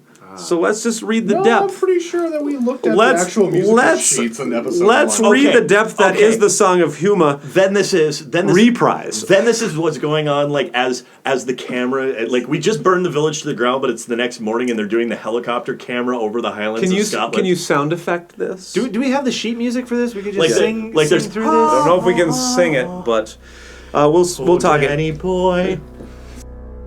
Through cinders and blood, the harvest of dragons, traveled Huma, cradled by dreams of the silver dragon. It sounds like we're summoning something. The stag perpetual, a signal before him. At last, the eventual harbor, a temple so far to the east that it lay where the east was ending. There, Paladine appeared in a pool of stars and glory, announcing that of all the choices, one most terrible had fallen to Huma. For Paladine knew that the heart is a nest of yearnings, that we can travel forever toward the light, becoming what we can never be! Alright, that was weird. Amen. It sounded more like we were praying or trying to summon That was Cthulhu. that was deep. Our neighbors might be worried about I don't- us. They I know, might no, be like because- looking to see if we sacrifice sheep or. Bob and I legitimately spent 20 minutes chanting to Cthulhu a week ago. yeah. want last intro. I want to point it out to our audience too, folks. We just did that. That was in no way planned whatsoever. That was really weird. Thank you, Michael Williams, for bringing us together so that we can sing or chant together. Sing, that was not singing. We should- there's hymns that chant like that. I agree. This is like- very it's Gregorian. It's almost like the apostles of the Nicene Creed. It's Huma's Creed. Just so you know, the annotations, which I will not read any of them, Michael Williams has one here. It's about 5 times longer than what we just read. He really explains a lot about what we just read. I don't know. This poem, of course, I won't read it all, No, but just this poem, of course, comes from the Chronicles. It is an excerpt, actually, straddling 2 stanzas from the much longer Song of Huma. I think he goes all So the book way 3. into it. Yeah. Whew. All right. Yeah, let's Book get into 3. Moving on to book 3. Footsteps in the Sand. Again, we're starting off with a little kind of vignette piece where we're going to very quickly move through time. A little ditty. A little ditty where we're going to learn about Caramon and how he sets up a command in a town of Cairgoth, and it's a city that finds itself next to the sea after the cataclysm, the opposite of what happened in Tarsus, where they found themselves after the cataclysm, in a desert, there by the sea. A cool little bit of world building. A lot of this is just moving the army along. Hey, he's got to the sea, and he's got to move them across by ship. And it's just like a moving But army. unlike when we were at the city that was the sea, we don't have ships here. Right. And I like this because it was just short, simple, sweet. Here's a bunch of information that if it wasn't in the book, we'd probably be whining about it. What the last couple chapters should... maybe I would have rather been with them on a boat. Right. I would. One thing that I think that is important that Is happens this here. some sort of radical new therapy? I'm sailing! What about Bob?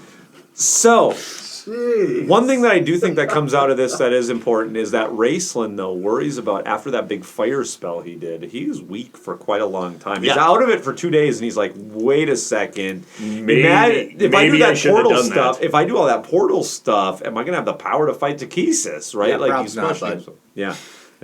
She's a god. Good luck. But does power work the same in the Abyss as it does in the real world? Props.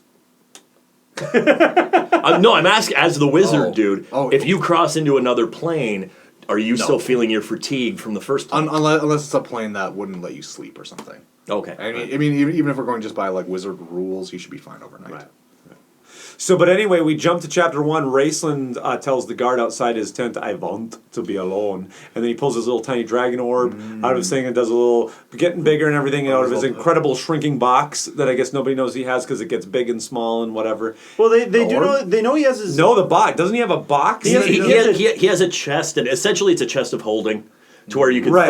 throw anything into it, but it Right. still weighs very But I thought little. something is said about how like the rest of the troops, like he carries this thing They- around. Nobody knows he even has the box. No, they know they have it. They were under strict orders not to touch it. And the one guard that touched it said, like, because he just didn't realize it was the box he was never supposed to touch. He just lifted it thinking, oh, I got to move this, and was scarred. It's like, mentally mentally it's scarred. the Ark of the Covenant. Yeah, Okay. basically. Don't touch, otherwise So you die. Raistlin is dragging around the Ark of the Covenant. It's a cursed box of holding. Right.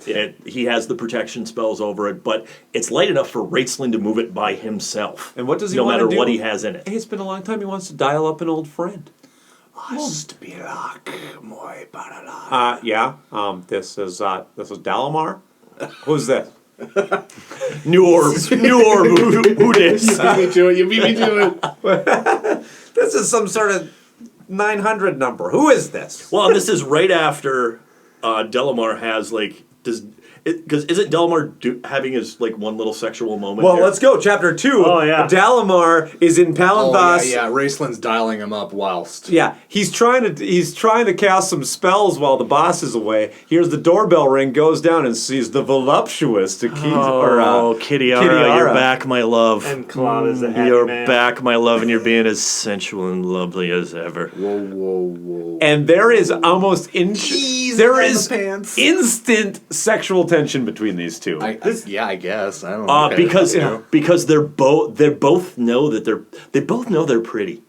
Yes, and they're both used to disarming other foes with sexuality. With sexuality. Kitiara is constantly taking people out of their clothes all the time, oozing sex. And great lines here. Actually, I think that Hickman and Weiss are doing the sensuality between Delmar and Kitiara very well here. I don't know who writes this. I don't know if it's Weiss or Hickman, but one of those two has should be writing romance novels. You know, I have to search. I have to search you for weapons. I've given you all my weapons. Would you like to go under my armor and look for weapons? I'm like, yes, Kitiara. I would love to go under your armor and look for Dragonlance after midnight. Just a lot of bodice splitting smut. You know there's some fanfic about this.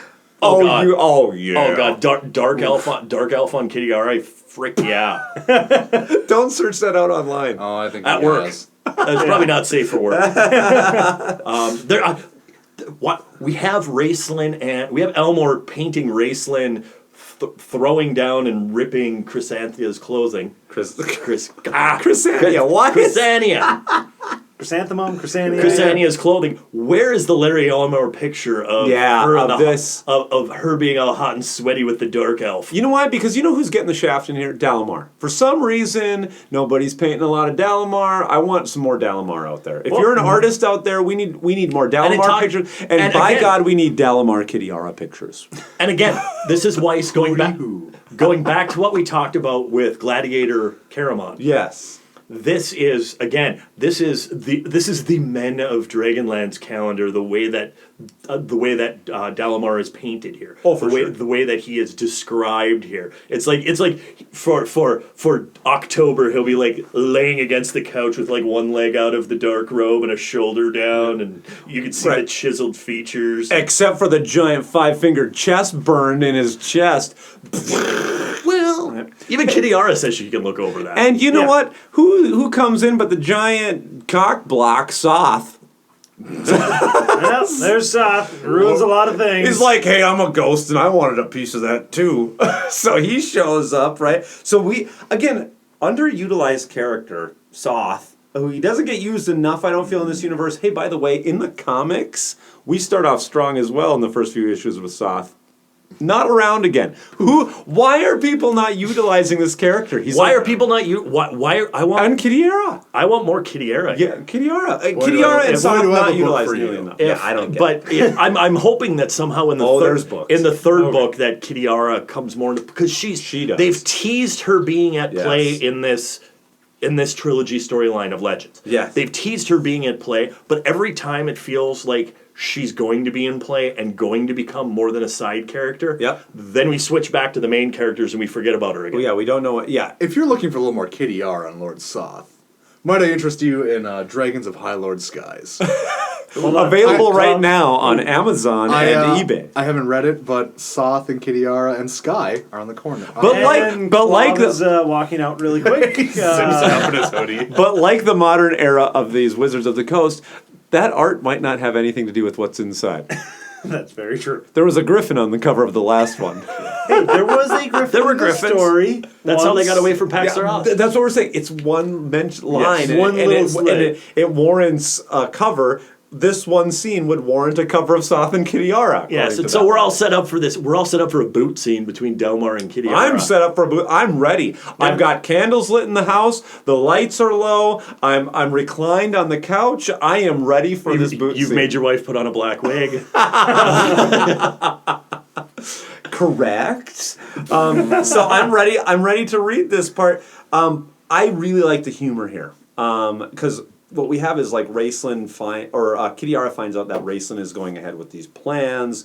This is where Lord Soth finds out he didn't kill Crysania. This is the first Which is time. a big surprise to him. Yeah. Which this will have no play in this book. That's like fair them enough. finding this stuff out has no play in this book. So we're betting that this has something to do with the next book. Yes. Right. I'm sorry, that spell usually works. Yeah, I swear this never happens. Exactly. But Dalamar is pretty much like, Kitiara, you got some splaining to do, or I got some. Come upstairs, and then he like goes upstairs, and Kitiara has to walk like 500 flights of stairs. Well, that's because she tells him He offered. He offered. He's like, He "Come offered to on." Bamf, and she's like, "No, I can get there under my own 2 feet." And he's like, "All right, fine." And Bamf's out of there. I loved it. That made me laugh. Like then there's she's all, Kitiara. She's all sweaty and huffing when she gets. But what I like that is that's part of the sexual tension. Like she is a woman who's always in control, always has the power, and Dalamar's okay, hey, why don't you come up the stairs after me, little lady? And she comes up and she's all hot and sweaty. And it's like, ooh, you really taught me, big boy. And so we have this scene where she's like, he's kissing her neck, and like this whole thing is being done with all kinds of touching and heavy petting. Oh yes, Yeah, absolutely. Yes, I mean, yes, this is like I didn't feel comfortable in this. I liked it because you play her brother. I pushed real heavy for this to be an I pushed really heavy for this to be the opening scene to this podcast, but Because you play Dalamar and your wife would play Kitiara. and we just take this. I We take the microphone home and And they've already rehearsed this scene at home. Oh my god. Lines are already memorized. you got to do something for the podcast, honey. Just Bob. Talk into this microphone. Just Bob in a black velour robe, like bathrobe, just standing there going, hello. Why don't you follow me up the stairs? Get your mouth real close to this microphone. No. you're never taking this home. Just easing down the pants of our. Okay, so, but again, Sexual tension aside. but I do love like what we said. Boot scene here. Bob, we've talked about where this scene fits in here and how we like this scene. Does there happen to be an annotation for this scene? Yes.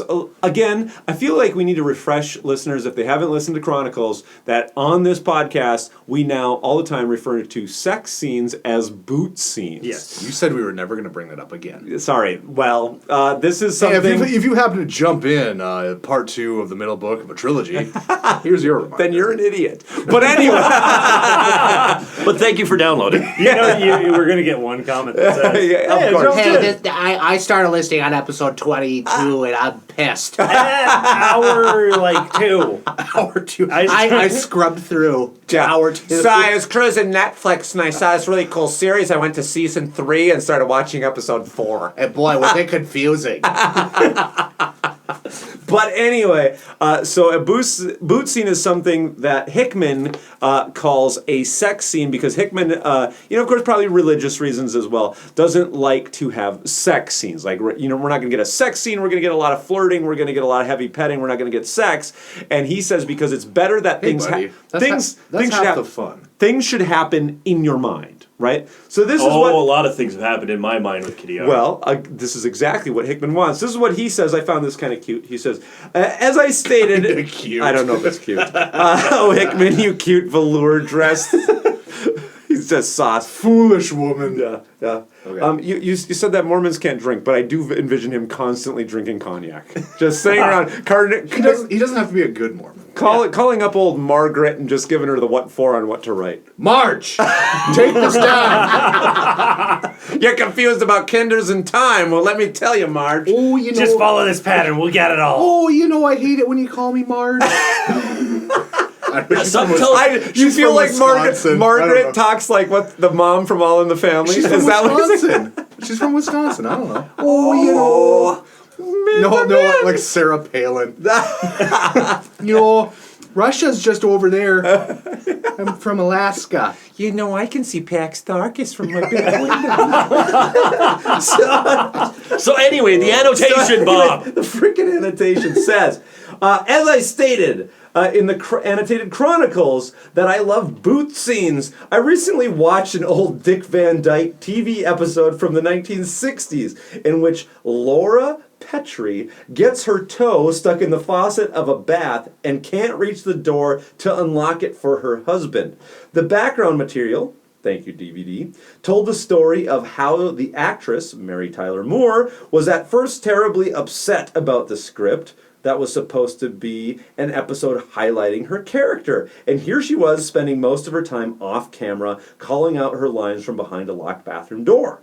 Carl Reiner, who wrote the episode, pointed out to her that if they took the camera into the bathroom, they could only show Mrs. Moore from the shoulders up. But if they shot it in the way the script was written, well, then every man in the United States would spend that whole half hour imagining that Mary Tyler Moore was naked, okay, in the bath. He was right. Not only was that episode an instant classic, but there are people to this day who swear that they saw Mary Tyler Moore naked in a bathtub. Gross. Like, no, I'm not saying like seeing her naked's gross. I just think like the entire like I don't know. That's just very misogynistic. I don't know. Yeah. It's 2018. It kind of gets it gives you that feeling that there's like these producers sitting around smoking cigars. Like, listen, Mary, this broad, she's gonna be nude in a tub. So listen, if you're doing your lines through the door, every man in America's gonna be picturing you nude. Yeah, no. Oh, but I don't know about that. It's called art. It's called art, Mary. Just go with it. You gotta do it for your career. To be fair, Come here and sit on my lap. looking at it from a logical perspective too, though. That was terrible.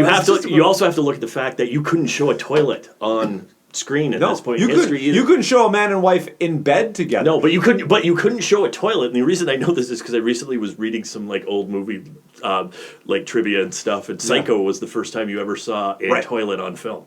Really? In something major. Right. Huh. Which this and also how do you do that? How do you show a bathtub in a 60s house without a toilet? Without a toilet. Which is interesting you bring up Psycho because that is also a movie where the knife never touches her, but people swear watching that scene that they remembered her being stabbed in that scene, but because of editing and everything, she never does. And the blood is chocolate syrup. Right. Mm-hmm. So again, I didn't know that. I guess I think Hickman is locked into an older frame of mind, an older world, right?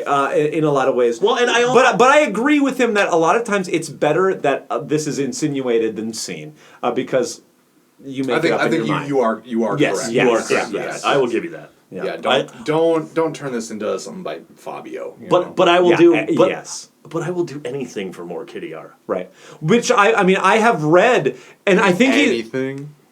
Oh, I do some shady crap for a Klondike bar. I do anything for more Kitiara. Let's talk after the podcast. But like I know some people. Like for instance, Jay Kristoff, who I really like his books Neverwinter and those books, but he gets very explicit with his sex scenes. But in the end, all those scenes are totally throwaway. Besides the dialogue that might happen if it somehow advances the plot, it's just there for titillation. Yeah. And it's very heavy in there. And sometimes I would say maybe a cheap way to try to keep readers. In some way where really it doesn't serve any purpose besides what it's doing. Merchandise.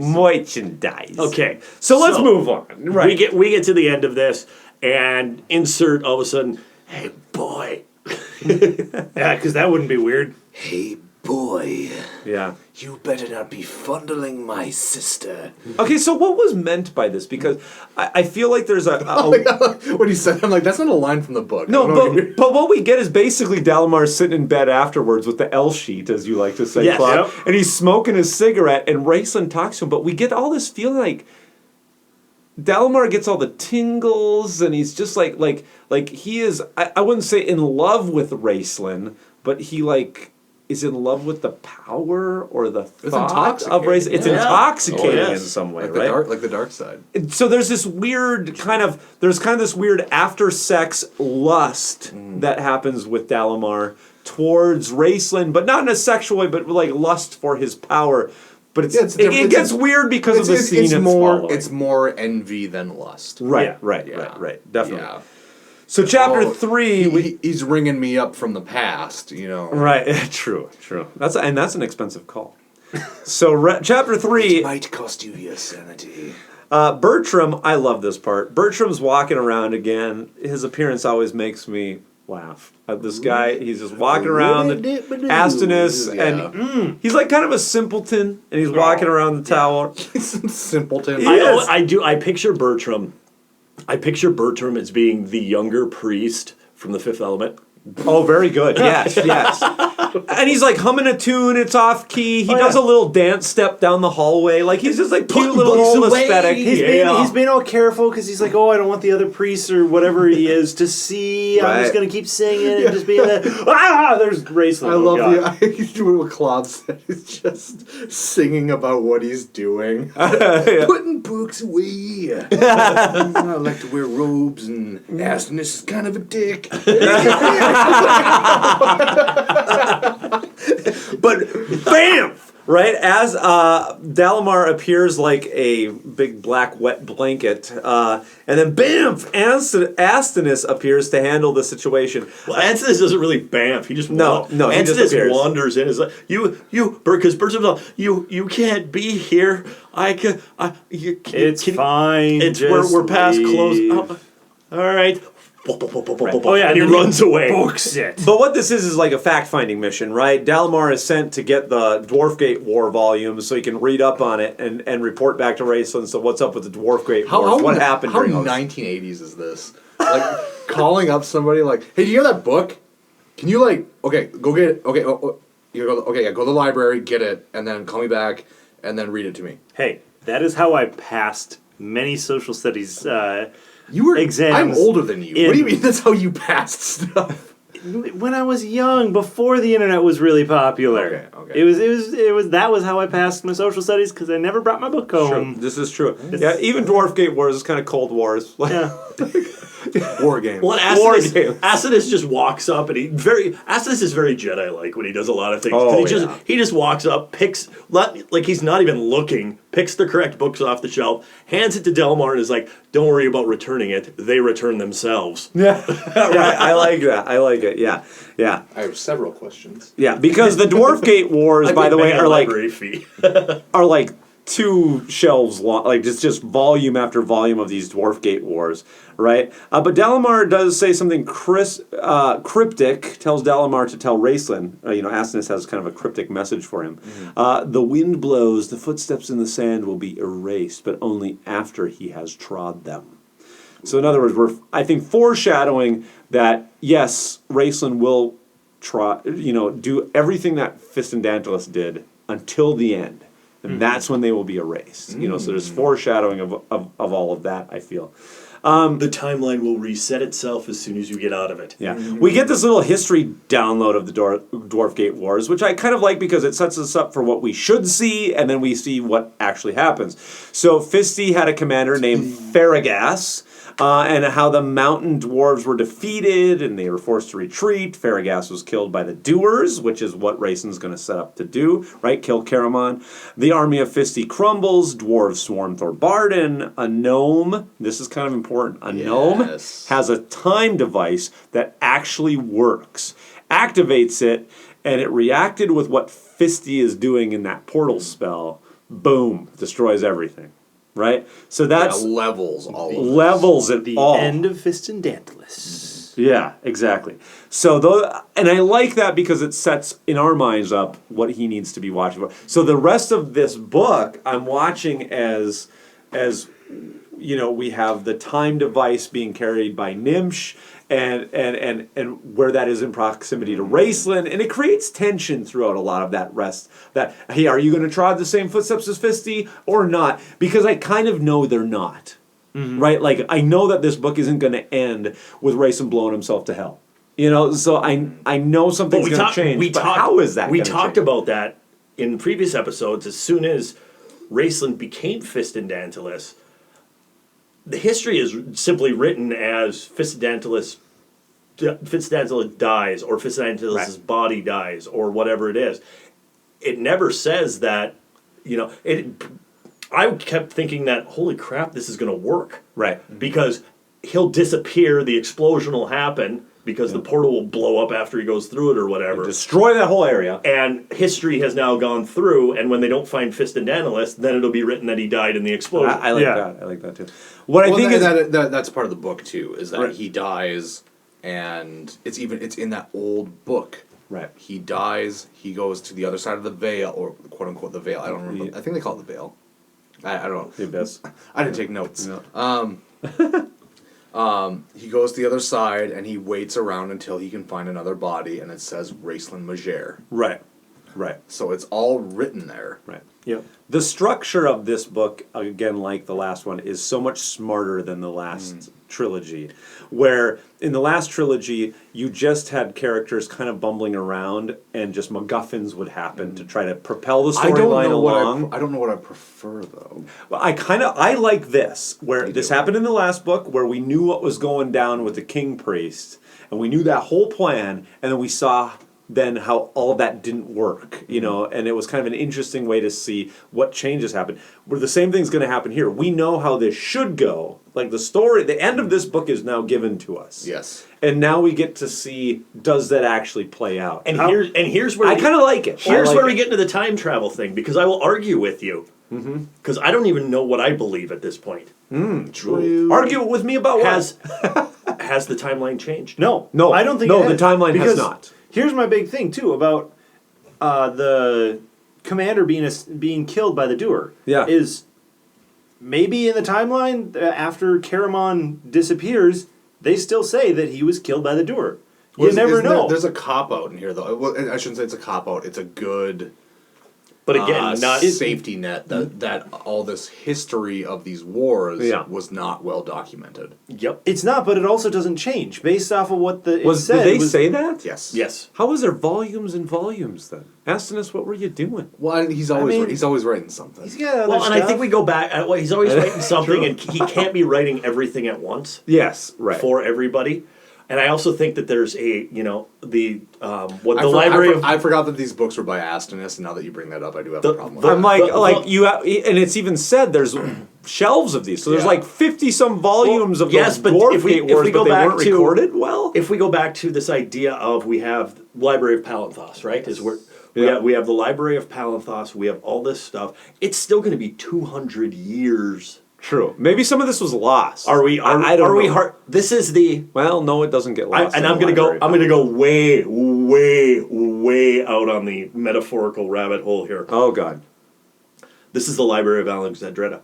Alexandria. Excuse me. Well, that's where I was going. That's not way out on the limb. Yeah. That's that's what this is. Right where I went. What happened to the Library of Alexandria? Yeah. We lost pretty much everything from it at some point. But did we lose it? No. We haven't lost any of it. They don't though. The Library of Palanthas is the same as it's always. But nobody's in the Library of Palanthas in the future. Yeah, they are. Yeah, they are. Astinus is still there right now. No, Astinus is still there. I mean, it's just I don't feel. I feel like now in this timeline, it's getting used.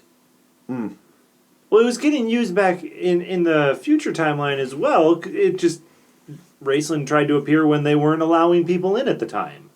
So it's. But so. You're right. You're right, Luke. I understand. I'm okay with going with it at this point. Yeah. Well, no, and I'm even okay with going. Maybe I was okay with it until Bob brought it up. Maybe it was Astinus's book. Maybe later. Sorry. Maybe later in the timeline, Astinus had one of the other scribes go back and change everybody's name in order to not give away Well, that they were that's actually going to go to the past from the future. That's the footsteps in the sand thing too. Yes. Right. Well, and It hasn't changed yet. Yes. Yes. But it will.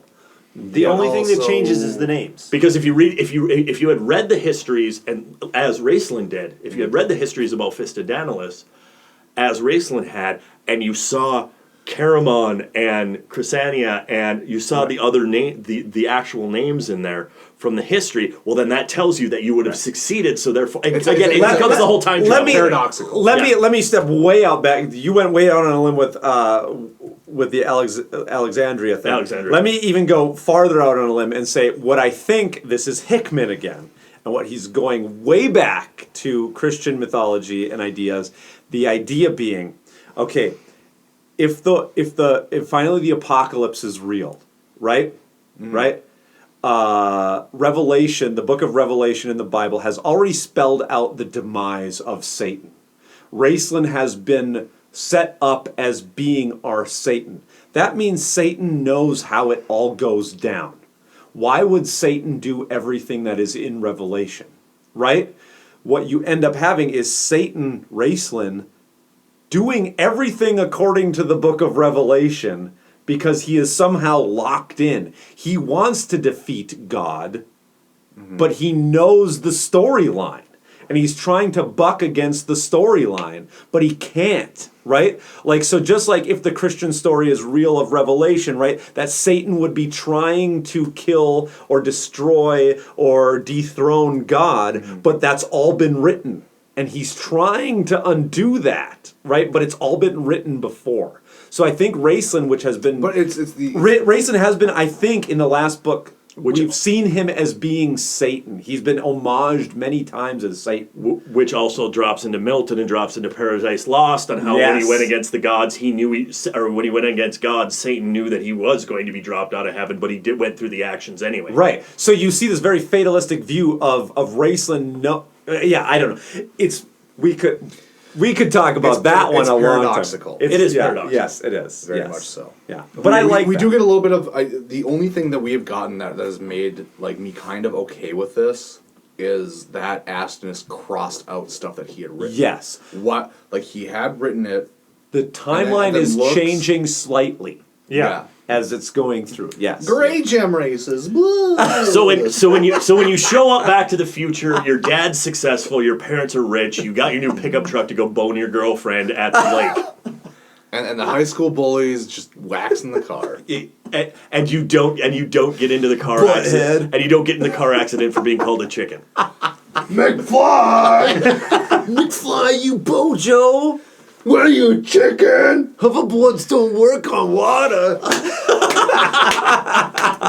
Wow. So... Thank you. So... War of the Twins. Moving on. Chapter 4. Let's get the army crosses the Straits of Scalzi. Whatever that means. We go on a boat ride. Yeah. Again, we're just kind of doing the vignettes of like, hey, what's the army doing? Where is it moving? Where is it going? Right? Because you get interesting little drops about the fact that they have to do many trips. They some of the boats are kind of ramshackle. There's a couple guys on like rafts. It's trying to get that epic feel, right? Yeah, we got to get the cattle across somehow. Hey, this would be a great scene in a movie. We get a drop scene. Yeah, a quick, great scene of just everybody crossing. Move on. We get a drop that the leader of the Hill Force is Rhaegar Fireforge, Flint's grandpa. Yeah, and it looks just like him, which is pretty cool. And they're going to have this banquet to seal the deal. I really liked this stuff. Where you have the hill dwarves coming in, you have the plainsmen coming in, and you have Caramon, who is now acting like kind of a very smart Solomon-like character, which is going, I got to get these guys to get together. How am I going to do it? I've got a pit of mud. I liked the test. I've got a post. I've got a expensive axe and sword at the top. They each choose 9 to come out and try to get to that, and the only way they can do it is if they work together. Well, it makes it seem like Caramon isn't just the dumb brute at this point. Yes. He actually has a good plan of building a relationship between the tribes that were hating each other. Which Margaret is going to say is what you're supposed to think about Caramon, is that he's not dumb, but that he processes very slowly. Okay. So he's thinking things through it. I'm going to say that doesn't always come through. I think that's kind of... No. There's been times he's been written as an oaf. Yes. Yeah. And there's been times where now, like this, where he's very smart. I feel there's inconsistency in the writing of Caramon. But whatever. Well, he killed how many brain cells? So he can kind of. I thought he just killed liver cells. I mean, I don't know, but yeah, It's dwarf spirits for crying out loud, man. It pickles your entire body. Yeah, but I like this chapter. It's a lot of fun. But I knew as soon as we went to this game and they described the game, I'm like, well, yeah, they got to work together to get the stuff. Yeah, but it was still fun to read. It was fun to read. I agree. So, but chapter 5, the Unity Party with the dwarves and plainsmen. Woo! One thing that I gotta ask here, guys, is the plainsmen have a lot of heavy Native American elements that are kind of thrown in. The comics actually even make those more like when in the comics they're pretty much just drawn as plains Native Americans, or actually more actually I'd say like more Anasazi or something Native Americans. They're very much, which I think is very cool. Do you want to define that for the rest of us? Okay, so like say like a Native American tribes from the Southwest. Okay. Let's say living in more adobe structures. Okay. Right. So which I find very cool. A cool addition to high fantasy. High fantasy tends to be very European centric. Well, and I think Hickman and Weiss do very well at making the parallels between North American Native Americans and the Plains folk, right, without coming off being racist about it. I agree. Without coming off, even though in this book all of the Plainsmen are interchangeable, right, and it's just a group of the Plainsmen, I still think throughout the whole series that we've read so far, they come off very well on not making it racist, on not making it some sort of base trope where you learn years later that they were actually Italians that were dressed up in plainsman garb. I agree. Yeah. What I think is cool is that like high source or high fantasy, I've always, and maybe this is just me, but a lot of times when you read high fantasy and you read about dwarves and elves and castles and all this, even though it's fantasy, it's another realm, you can kind of project it to Europe. You know what I'm saying? Yes. Like you kind of go like, okay, this would all happen in Europe if this was actually happening, which kind of tends to leave out the rest of the world. Yeah. You know what I'm saying? What's smart about the Dragonlance universe is that they are able to bring in North America, bring in a whole group of Native Americans and use them as being plainsmen so that you could have Native American kids, say, reading Dragonlance and identifying with a group of people that are here, which I find very cool. I'm also going to say I think the reason Hickman did that is because Mormonism centers on a lot of American stuff. There you go. So he's bringing his high fantasy to America, which is exactly where Mormonism goes. But whatever, I do like that inclusion. I will also throw out something here because this has been in my head the entire time. Ooh. Judging by what we've been told about the stature, and I know it's different, but I almost feel like James Cameron grabbed read Dragonlance at some point, or read something about the Plains folk in the Dragonlance universe at some point, because they also come across the Na'vi, the aliens from Avatar to me as well. Yeah, I agree with that. But I hear you. It's very, and that was much after the timeline we're talking about. But on the set of Terminator 2, I believe that he had this novel propped up. But it's still just the way they're described and like their clothing, and yes, I know that a lot of that is Native American trope, but still, that's something that I constantly have thought about when we read the Plains. And I think what's smart is that he makes like Gold Moon, who's not here, but Gold Moon blonde. Right? Which is not me saying that that's like bad, like, oh, you're using Native American tropes. She stands out because of that. She stands out because of that. You need to do it some way so they're not just Native Americans. You're also bringing them into this universe, right? Yeah, so that's a very smart kind of play. You could have made them green. Or, right.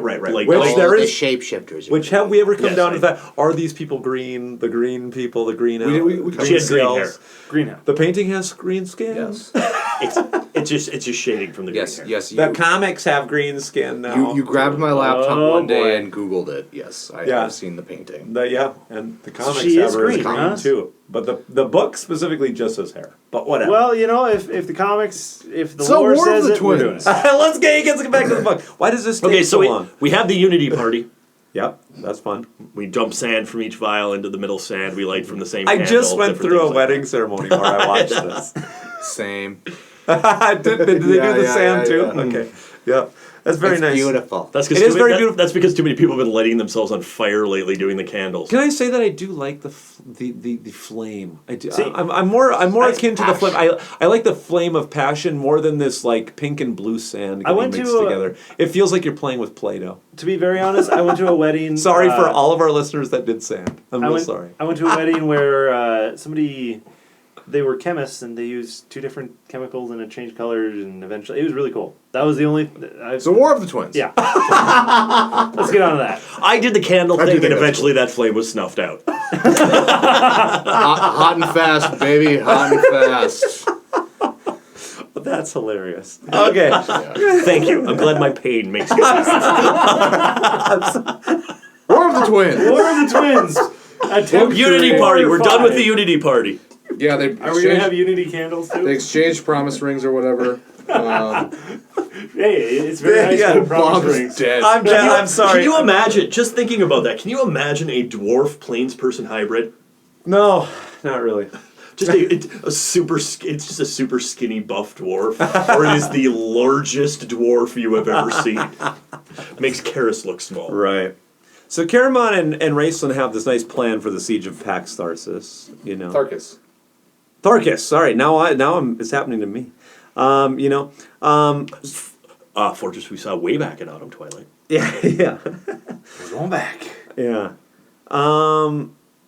Under the cover of all of this noisy revelry that's going on, though, because Caramon leaves, right, goes back, I'm going to go have the party with the boys, right, but Raistlin then now does this meeting in secret with the 3 doer, and this whole thing, I like this. This whole thing there are parts of this that are almost comical to me.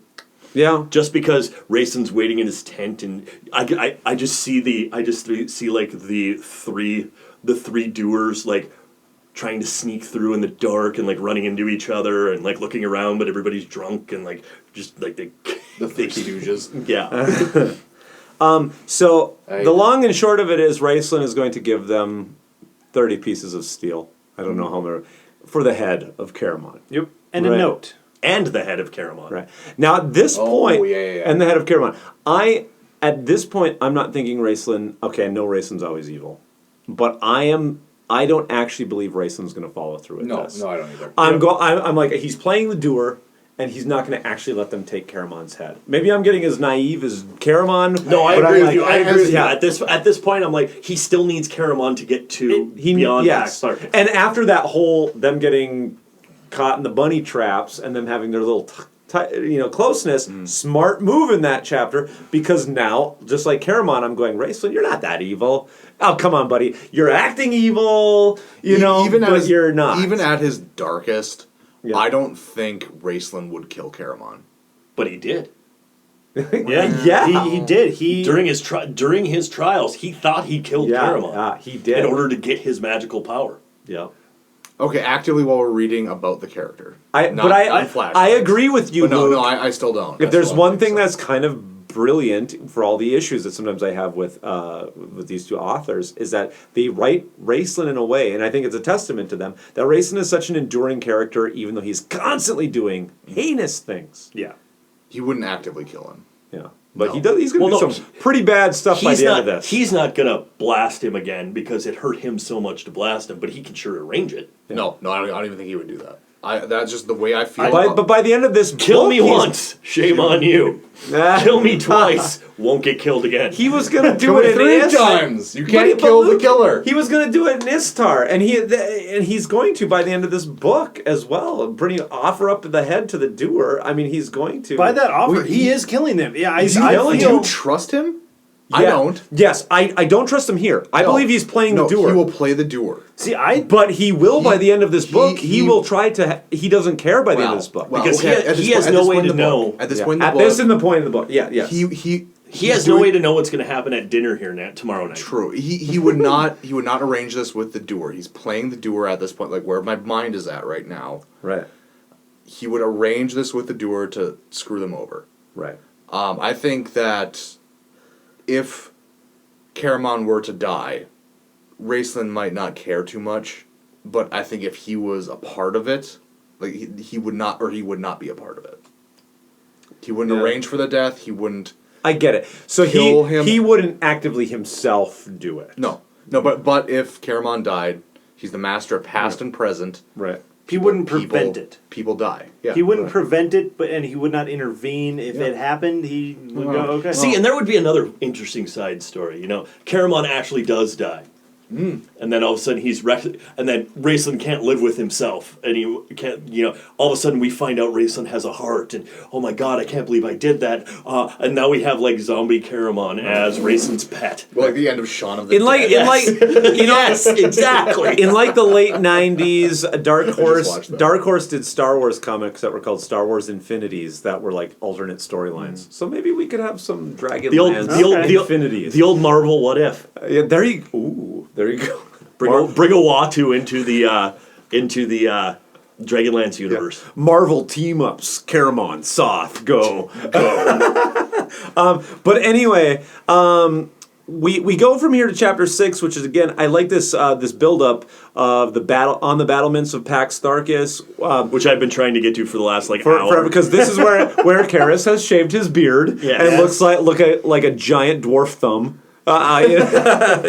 Who's this thumb? Who is this thumb face standing on the? You've got less whiskers than my 7-year-old sister. Yeah, I really like this scene because if there's one thing I felt in Chronicles, it didn't always come through this idea, the feeling of a large scale battle, or they really short shrifted the large battles. Oh yeah, this definitely, and we've ragged on Dragonlance in the past about not having that Lord of the Rings feel to it. Yes, this is that large battle Lord of the Rings feel. And I feel that the reason that is because hey, listeners, those who love it, take me to task. They didn't do in Chronicles a very good job of outlining large battles. No, prove me wrong, but you can't because they didn't do a good job. We didn't get the we got the what's really popular like now when we do battle scenes is we got in the original Chronicles we got those individual fight quick cut scenes like even in Infinity War where we don't get the overall look big Tolkien picture of it. Yeah, it was done very poorly. They do very well at even writing like Tolkien here at giving us the storming of the keep here. Right, like Psycho. Right, where you thought you saw her getting stabbed. When you were 12, you thought you saw these giant battles. Yeah. But it wasn't described very well. But here they have rectified all that. This has done really well. And again, kind of a classic scene, a scene that's done a lot. But you get this is very riding up to the gates of Troy. Mm-hmm. You get the 4 leaders who ride up to the gates to basically surrender before we kill you. And they have them shoot all the arrows and race and flames all the arrows. I like that part, which is awesome. There wasn't much honor. It was just okay. We're gonna kill you right now, and shot the arrows. And it's like, all right. I really like that because that's so how it should be. Yeah, exactly. Right, like, hey, there's all their leaders standing under our gates. Shoot them. Yeah, get rid of them. Love it. It'll solve all of our issues. Right. Yeah. But Raistlin has some fun. Yeah. The battle's really fierce, which I really like. But again, it's fierce and it feels big. We get a couple quick cuts of individual battles, but I also feel that we do get an overall picture here of Foot Soldier number 2 going into battle as well. The one thing that I feel is a weird cut here that is done. It's fun. I enjoy it, but at the same time, it's an odd choice. Is there's a lot here with the High Gug, and like all of his garbage dwarves. Stabbing each other and I like this because they gave them pikes because they figured that they gave them pikes because they figured that you can't hurt yourself with a pike. Yet they find a way. By the time the battle starts, there's 6 dead garbage fragles there. But half of them are holding them backwards. But doggone it, King Duncan said, "Stand here and hold this position." So he's going to stand there and hold that position. Right. Some of them are stabbing each other in the back. And this harkens back to when we were in the dwarf senate scene, and the poor gully dwarf, nobody told him, he was told to stay in his chair, and nobody told him to get out of his chair, so he was there for 3 days after the senate meeting. Oh, gully dwarves. I do love it. I do love it. So Karis tells Duncan the doers have betrayed them and are holding the gate, which was part of the plan Raistlin had, right? That the doers were going to hold the gate open for them. Correct. Right? And so, which I really like. Duncan pretty much Karis says it's time to retreat, and Duncan's like, well, I'm not retreating, and Karis just knocks him out. Yeah, he just beats him and knocks him out, throws him over his shoulder, and runs to the Griffins. And this is where the Griffins That's come it. in. The only time the Griffins are in the book. Dun dun But dun here it dun is. dun. I feel like that. We better put him on the cover. If you're going to put a Griffin on the cover, he is getting, while the Battle of Pax Tharkas is going on, he's getting carried away by a Griffin. How cool would that cover have been with a giant epic battle scene with Raistlin and Caramon leading this battle and him being flown off by a Griffin? There is a little fella on the Griffin. Is there a little fella on there? You got to squint. So on the cover there is a little fella. Oh, there is a dwarf riding the Griffin. Really? Well, there you go. It's very small. All you see is a little bitty dwarf. Does he look like a thumb? He doesn't have a beard. He doesn't have a beard. Yeah. Way to go. I think it would be better if there was more battle on more of the battle on the cover. Let's put Hasselhoff and spoil a part of the book. Yeah. All there is Tass. Yeah. Well, I Tass feel isn't here yet. I feel epic battles always. It makes it feel grander. Yes. Which is always. Great battle, good battle. We go through here. We take Pax Tharkas. Yes, let's just cut to the quick. Pax Tharkas is taken. But most of the dwarf officers made it out on Griffins. Right. What we should say, we have a bunch of dead gully dwarves who didn't move from their spot like they weren't supposed to. And Raistlin shows a little bit of emotion, but only to the readers. And I'm not. This is not me knocking anything. But one person who has disappeared a lot from this narrative right now is Crysania. Oh yeah. She goes away a lot. She doesn't have a place. She doesn't need to be here. And Weiss and Hickman are much better in these. But books. they do throw her in here because she's the nurse. They keep throwing her in. And what I like is she needs to be buried back because the army thinks she's a witch. So she can't be around. She can't openly nurse. She can't openly heal. So she's kind of just quietly going around and she can't openly nurse. So she can't openly heal.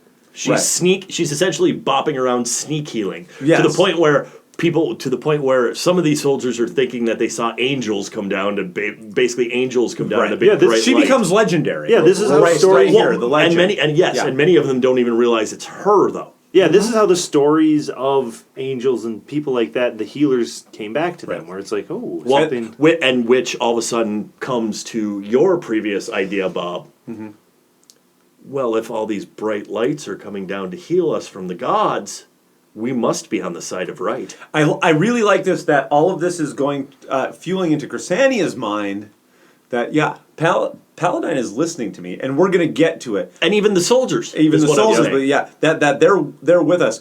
We're going to have Raistlin also having his own little moment. I do like that this is a side story that's constantly going on with Raistlin and his connection to the Gully Dwarves, and he sees the bodies of the Gully Dwarves.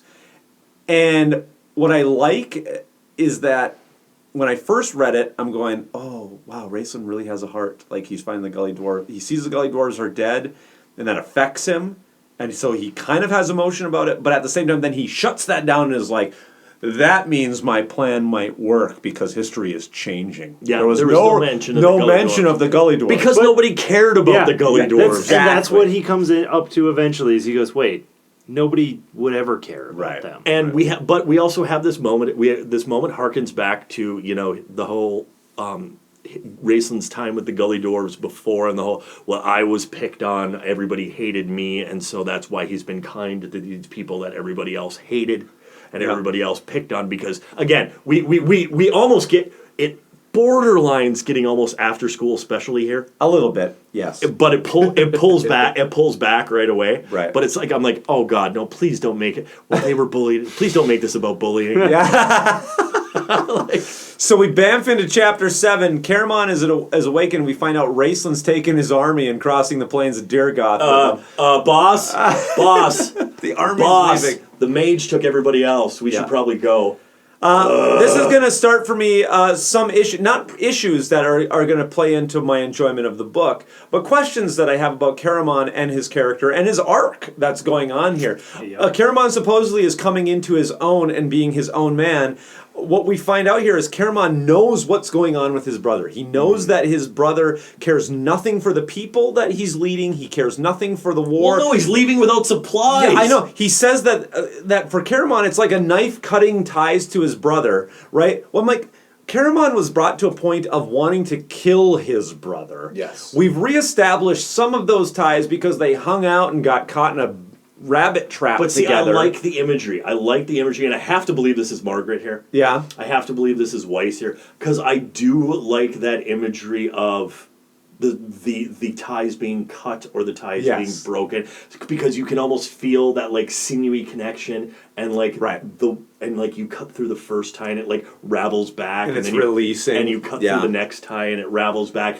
And then like one gets like hastily almost tied on again and then slips again, so that I do really like the imagery that she puts into that. What I am slightly disappointed, I like this book very much, but what I'm disappointed about is we have a book called War of the Twins, right? And I'm still sitting with Caramon being a stooge to his brother. Yeah. You know, he is still being the same Caramon from the Chronicles, and I'm like, all of this actually works out to be a very cool story. But it might have even been amplified more if this would have actually been a War of the Twins. It seemed like Caramon would have been actively trying to stop his brother this entire time. Yeah. And he would have not been such a stooge to him. I'm not figuring anymore, why is Caramon still so beholden to Raistlin when Caramon seems like he has such a moral compass as a center, and Raistlin is just constantly doing what is wrong. Like, it feels like there's a breaking point that needs to come. And we've built up here so much. Just go off the title thing that you were talking about, Bob. We've built up here so much on, we're going to war. All right, here's our first battle. I'm like, we're 3/4 of the way through the book right now, if not more. Right. And I'm like, okay, so the rest of the book is going to be war. Yeah. And it's going to be all the twins take on all. Yeah. Yeah, that doesn't happen. No. We get one battle. Yep. Right. In honesty, if I could, I'm not the one making millions, so I'm wrong. But if I were the one to have named these books, War of the Twins would have been the last one. Okay. Because you're amping that up. Test of the Twins actually sounds kind of lame, right? Like, oh, they're sitting down at desks and taking some Scantrons. Yeah, you know what I'm saying? Like, it's not as grandiose, right? Like, you build up. This should be their test of their faith in each other or their love for each other. And so the next book, they're either going to go to war together to take everything over to win the day, or they're going to go to war with each other. Right. I like those ideas. Right. Switch the title. You need to switch that around so that the last one is the grandiose one. It's the apocalyptic one. It is the war of the twins. We had time in the first one because that's all about time. This one was supposed to be all about war, and it's all about the setup to war and a battle. When actually I do feel like, and granted the next one will be a test, but that this one is a test. It's a test of their brotherly love for each other. So I kind of feel like it's a test on how far Raistlin can push Caramon. Yeah, and he can still push him all over the front yard with his power wheels. And I don't like that. I am going to have to agree with you. Where Caramon, it seems like he has just gone back to the Chronicles at this point. Yeah, I'm worried about that. He hasn't had an arc. He has survived. I mean, he's gone through the whole again. Through all of his alcoholism and everything else, and come out of it, and again, that's and see, I feel a trapped Caramon here. Yeah. Okay. A very trapped. I'm not in my own timeline. I'm not. I don't know whether my brother is really going to try to defeat all the evil in the world, or if he's just going to be a worse evil, or what's going on here. This is. Crap! If I take the only thing I know how to do right now is try to take care of my men. Right. Because they're scared of Raistlin and they're going to follow his orders. So I see a lot of this, especially after Pax Tharkas, as Caramon basically trying to put himself between his men and Raistlin. Okay, that helps me a little bit. Yeah, I do like that. And I love the visuals here of the army surging across the plain with no supplies. Yeah. Wait, well, they'll catch up in a couple days. Yeah, I right away, as soon as the dude said that, I'm like, no, there won't. Yeah, I like this. But what I like is the imagery here of Raistlin is at the back, and we get the vantage point of Michael, who has been left in Pax Tharkas, and he sees that Raistlin, this black, evil death, is riding now behind the army instead of before the army, which And see, I like that. This would have been a great opportunity. They always talk. Raistlin favors this black horse that he's been riding for most of the time here. Yeah. This would have been a great opportunity to, for whatever reason, after this battle, when he's following the army, when he leads or when he pushes the army out and he's following the army out after, this would have been the perfect time to put death upon a pale horse. Oh, with the apocalypse imagery. Gosh, No, I think that's that's a little too on the nose. We're still death riding a horse. Yeah, I mean, and come the on. discs of Mashiko And aren't. we're really pushing hard on the personification of death, Grim Reaper references here. Oh, yeah, for sure. And the Revelation, Apocalypse, Four Horsemen, Death is personification. Which of again, death. that was some of my favorite stuff from the last book. I loved that it was some sort of like egg that I was peeling back layers on and trying to suss that all out. So I did love all of that. Oh God! I just thought of something. So we have Raistlin, who's death. Yes. We have Caramon leading. Death. We have Caramon leading the army, which would be war. We Right. have the plague, which would be pestilence. We have the fact that we're going to be running out of food soon, which runs into famine. Oh my God! The Four Horsemen of the The Apocalypse. Four Horsemen of the Apocalypse. Oh, very good. Yo, good one. Wow. Chapter 8. Oh my gosh, really quick. There's an annotation at the beginning of this one. One of our biggest problems from the Chronicles is at the beginnings of every chapter that they would give away. Here's it says, Margaret says, the reader will note that in Chronicles we wrote the titles in every chapter but did not do so in Legends. The main reason for the chapter titles were that they were discontinued was that we discovered it sometimes took more time to write the titles than it did the chapter because we had to make them intriguing yet be careful not to give anything away. Well, you obviously did. You obviously forgot the second part. Yeah, you failed at that. Failed in that. But to be fair, probably in the first parts of the book you were okay with that, but the second part of the book, Flint dies. Right. But through chapter 8, we find out what we had talked about earlier. The army marches on its stomach, right? Which is this saying. Correct, and we're eating unleavened bread and jerky here. Yeah, I mean, they're all hungry and thirsty, and it sucks. What I think is cool, we can't find water holes. There's these mounds that are in the desert, and what we find out is these mounds are like weird connecting tunnels that go between, is it Pax Tharkas and Zamalanga? No, Zaman, all the way to right? Thorbarn. All the way to Thorbarn, right? But also go to Zaman. There was right? there was a rumor that not a rumor. I guess there was history that the dwarves could travel from Pax Tharkas all the way to the. But other now area a lot of them have fallen in disrepair. But we find out that you're able to use this. Karis comes up with this awesome idea about using these tunnels to set up an assassination technique. He busts an old thief out of prison to go do it because this guy evidently is the dwarf rangefinder. Right. And here we have the assassination happening, that's right? That's going to be 1,400 steps from right here to get right under his dinner table. Right. Okay.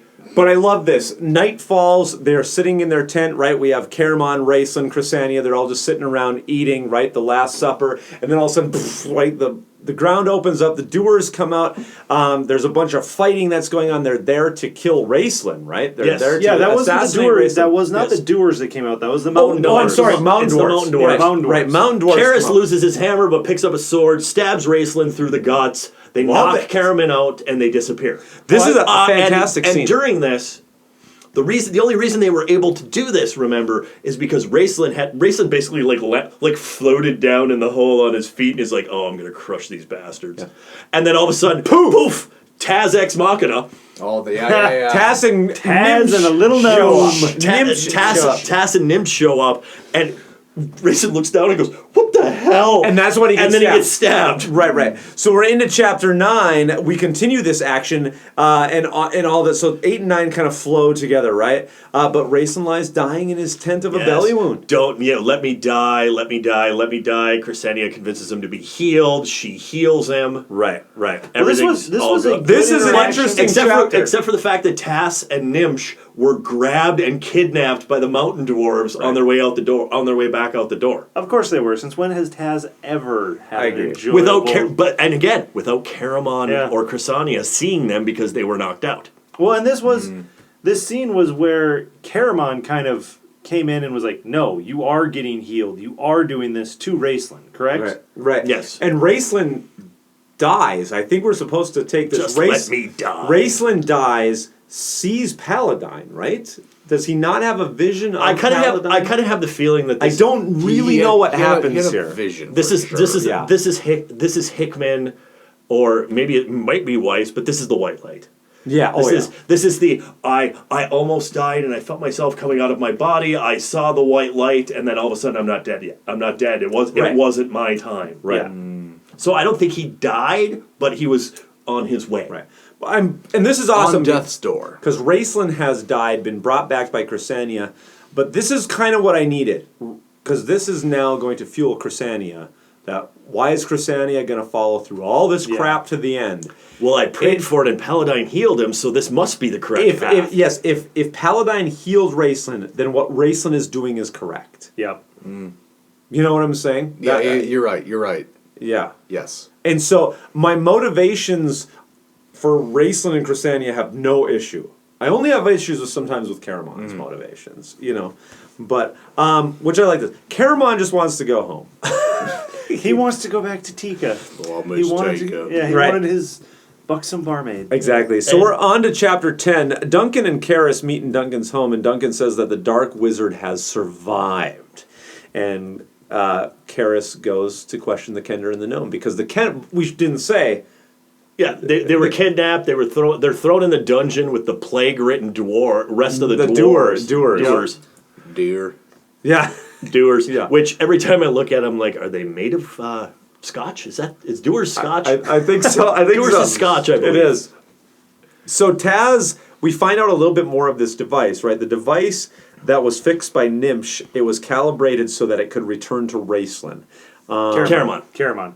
Or to Caramon. Return to Caramon. It would always, if you turned it on, it would bring you to Caramon, which is why they showed up at that point. And then he said, The gnomes got it hidden. Taz gets mugged and loses all his pouches. Well, I do have to bring this up. I love it because which has got to be heartbreaking for the Kender when somebody steals your pouches. Tasselhoff says that he wishes somebody smart like Tanis was there. Oh yeah, remember? Hey, you remember Tanis from the first book?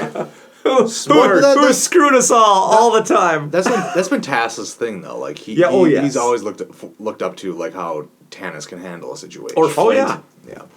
And I do love the fact that just anybody but me. I do love the fact too that it's always referred to Tass's conscience, right, being Flint. Yeah. Yes. Flint is his. That was a good idea that they continue to carry through. That every time he needs that little, that little boost from the good part of your soul, or that little conscious moment from your mind, his inner conscience, his inner Jiminy Cricket is Flint, and I think that's perfect. We'll even see that audibly, almost he hears Flint's voice by the end of this. I do love this, and the other thing that I love is as they're being lowered into the lower parts with the doer, you have Tass who's like, wow, this is all really interesting, and you have Nimsh who's like sitting there diagramming how to improve and this. how you can improve this, make it like steam powered, and could we have like a calliope player, have like a little elevator music sitting in the corner going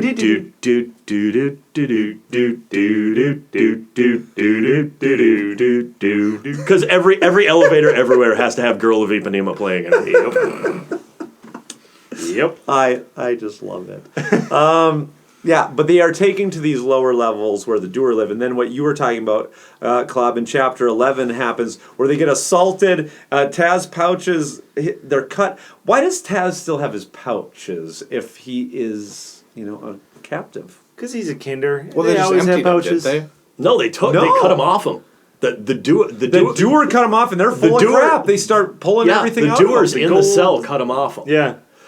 That's an excellent question. If you were good guards, you would have taken the Kender's pouches, because I guarantee the Kender's got a lockpick in his pouches. If you were corrupt guards, you'd be a lot richer. My only fix for this is kind of prison, but not really. It's more like you're exiling them to be with the doers. So you're like, take your crap. It doesn't matter. Like the doers will kill you. You're so far deep. They had to go over the river. They had to go over the river Styx to essentially get in. Yeah. I mean, that's what I'm gonna say is, why are these guys not searched, and why is all this stuff on them? I don't know. Who did you take kick off in the Dwarven army, that this is your post to guard. Oh God, this sucks. Yeah, that would be bad. That would be a listening station in Alaska. Yeah, But exactly. hey, our time scepter is still around. Nimsh still has it, and now it's collapsed to the size of a pendant, and he's got it in his boot. No, it was always that size. Well, no, it said that the time thing could change. It changes, shape. and So it specifically size. says at this point it has collapsed down now to something the size of a Now, pendant. here's the question: is it still the time machine? Is it still a or time is it wand? now a time amulet or a time? Do you think there's a saddle on it? So Raistlin, I feel like it looks like a pendant that looks like a small, short So Raistlin. pop can. Tass figures out that it's the pendant from Waxwork. Tass figures out that, oh God, these guys have the plague. Right. We're in a cell with a bunch of guys who have the plague. Yeah. Did I mention they have the plague? By the way, stay away from them because they have the plague. Which is important because it's going to come up It later. is, but yeah. it is really hammered It home is there. really hammered home. They want to make sure that the 12-year-old readers don't miss the fact that the doer have the plague. And all of a sudden, Raistlin appears in here and freaks the hell out of the plague-ridden crazy doers. This is an intense scene. yes. This is intense. The doers have the plague? Yes. Hey, readers, the doer have the plague. Deers. Deers.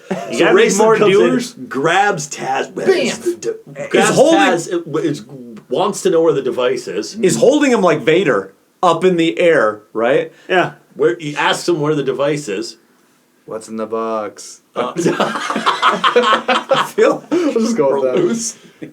Wow. We're losing it, guys. We're losing. I'm tired. Okay, Yeah, ask him. we're crashing here. All right, ask him where the device is. Taz gets the device from Nimsh, at which point, once Raistlin gets the device from Nimsh, he force lightnings Nimsh to death. Okay, This is brutal. We've got to talk about this. This is really intense. Hey, Raistlin is just a nice, caring guy who happens to randomly murder. No. Well, he was told that a gnome was going to screw up his plans. A gnome with a time device is going to get you killed. Yeah, right. Nope, I'll kill him first. Bow. Yeah, which is good. So yeah, he's eliminating the gnome from the thing. But He is, what but- we will find out, right? So we can talk about it now. Raistlin believes that Takesis somehow has fixed this device or this, right?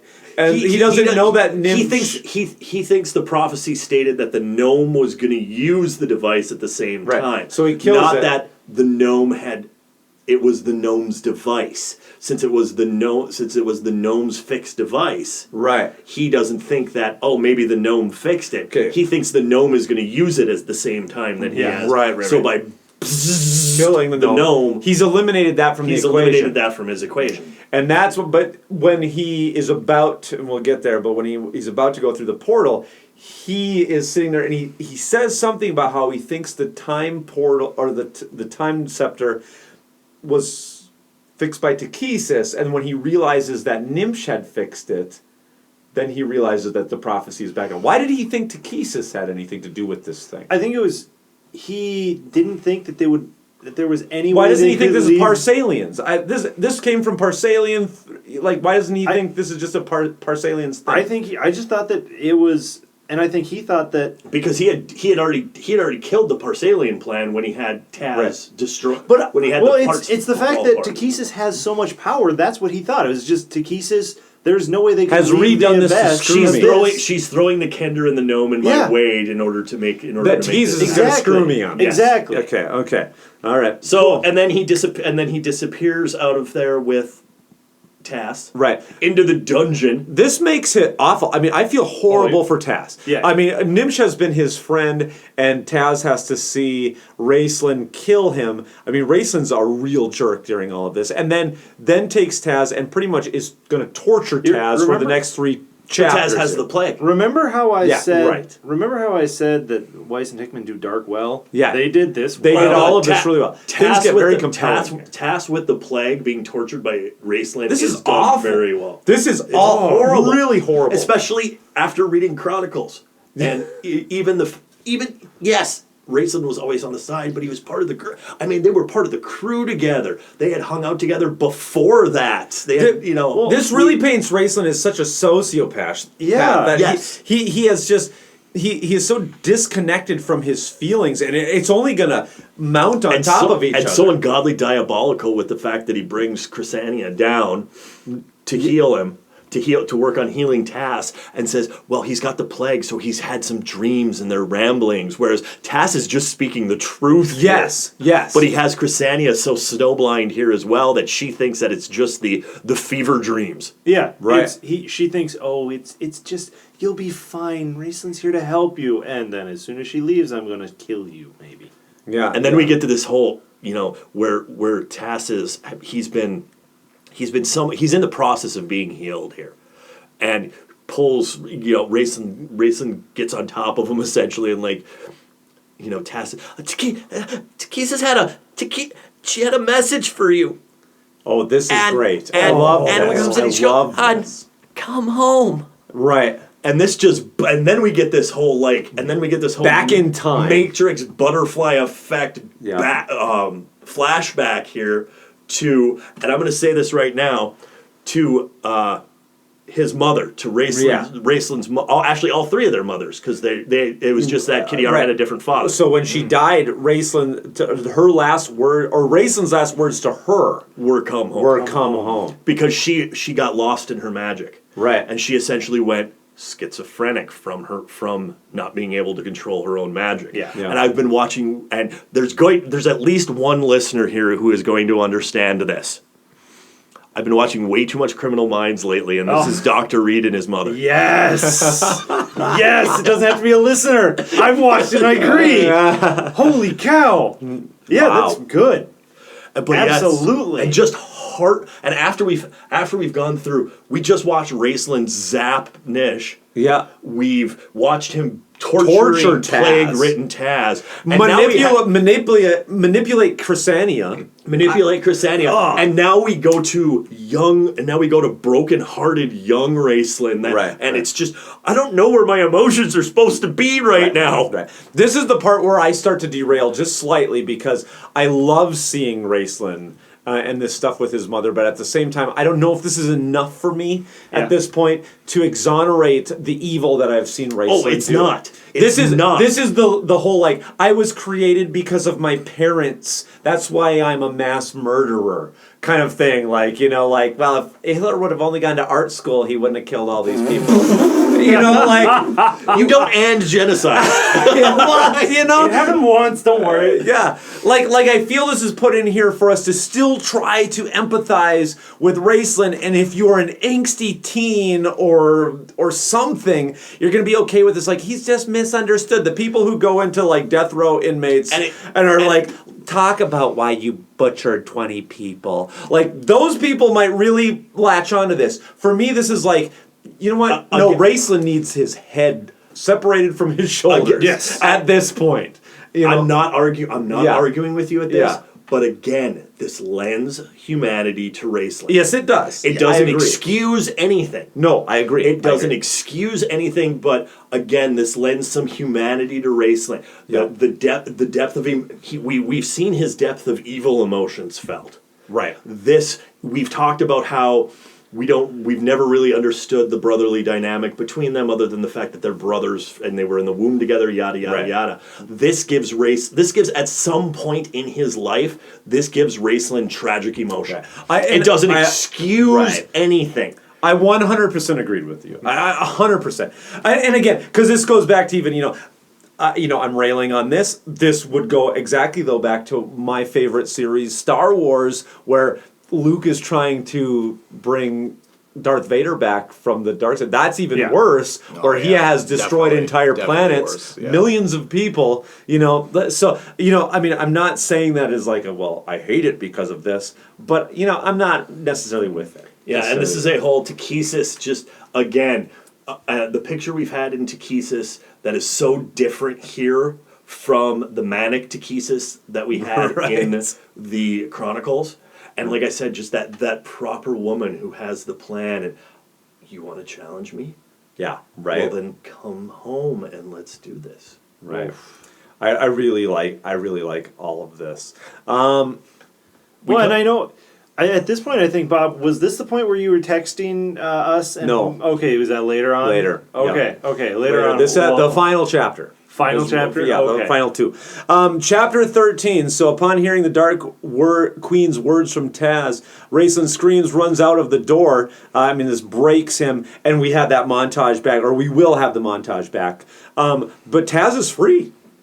Like, he just leaves Taz there on the table, the torture table. So Taz is able to get up, walk out of there, right? He comes but up. he's still. I mean, the dude just came off the plague. So I do like the description. My legs don't work. Yeah, Hey, you're supposed to work. And I love Let's that go. he walks up to a group of dwarves and is like, so Raistlin just like ran away. Do you know what happened to Raistlin? Have you seen Caramon? Do you know what's going? And they take off. I love it. Oh God, it's a dude with a plague. Yeah. I don't want to be near That's him. what's saving him, is that he's got the plague. Like, thank Or he God had it. Or he had it. Thank God for that, because that's why he's getting off so easy. Now, right? did he actually have the plague? I don't know, because I'm he's not- never healed from it, right? Or does Crysania does. Crysania heals him, but I kind Crysania of took that heals as him. I kind of took that as Raistlin's sadistic. I'm going to heal you some, and then I'm going to play torture you Crysania, more. to play with Crysania. Yeah, that's I took it as that's what I took. I can see that. I took it as you're in a cell. Okay. You're not magic, and you're in a cell with the plague. Yeah. You're in the cell with 50 other dudes who have the plague. There's a good chance you're going to catch the plague. And I guess it probably doesn't matter, because Raistlin's going to play it either way. Yeah. So it probably really doesn't matter. but no, I didn't even think about that. That's Yeah, that's what I took it as. Was Raistlin playing, And everybody. I did feel tinges of I haven't gotten enough information out of him yet, so I need to keep him alive, Yeah. which is why he brought Crysania in here. And I feel if it was Raistlin strictly torturing him and trying to bring him back, Raistlin would have had much more control on how deep he sent him in and I wouldn't agree. need Crysania to bring him back. Okay. But a good thing Taz gets to run out, because he runs into these mountain dwarves where their leader, Argat, the leader of the Doer, is talking about how he's going to go get the head of Caramon. And all of that stuff. So Taz... I have to warn Caramon! Yeah, so... I feel like he said that a lot in these books. Well, yeah. I have to go tell Caramon. I have to warn Caramon. He hasn't Yeah. been with Caramon since the first book. Right. That's which true. he's going to take his knife named Rabbit Slayer, which, by the way, there's supposed to be this underlying thread of rabbit imagery that's running through. Well, and book. this was a joke in Chronicles. This was a joke Mm-hmm. in the very first book. Well, I have my knife, and I believe it was Caramon. Caramon said it, was yeah. like, that's only good for killing a rabbit. Yeah, right. You're not going to kill a dude. Yeah, with you that. only kill a rabbit or something. Yeah. So we're on to chapter 15. Like, we're skipping through the story because we just did it, and all that stuff. Actually, his mother's story. But what we do need to talk about is running around like a nut. Raistlin drops the dragon orb from his pockets, and as it's rolling around, he's trying to pick it up. There's the portal. Yeah, Like, he that's right. finds the portal because of kind of an accident to someone. He's Well, running around because his mind has been broken, or he's so He's emotionally racked. Mind blown. and see that's the thing too, is I don't know if it was so much that it was just the fact that he was in such a manic state that he ended up running with Infantry in his head and everything else. Yeah. He was in such a manic state that his body just took him directly to the portal. Yeah. Right. Oh, and it yeah. talks about how he thinks the dragon orb wants to go home.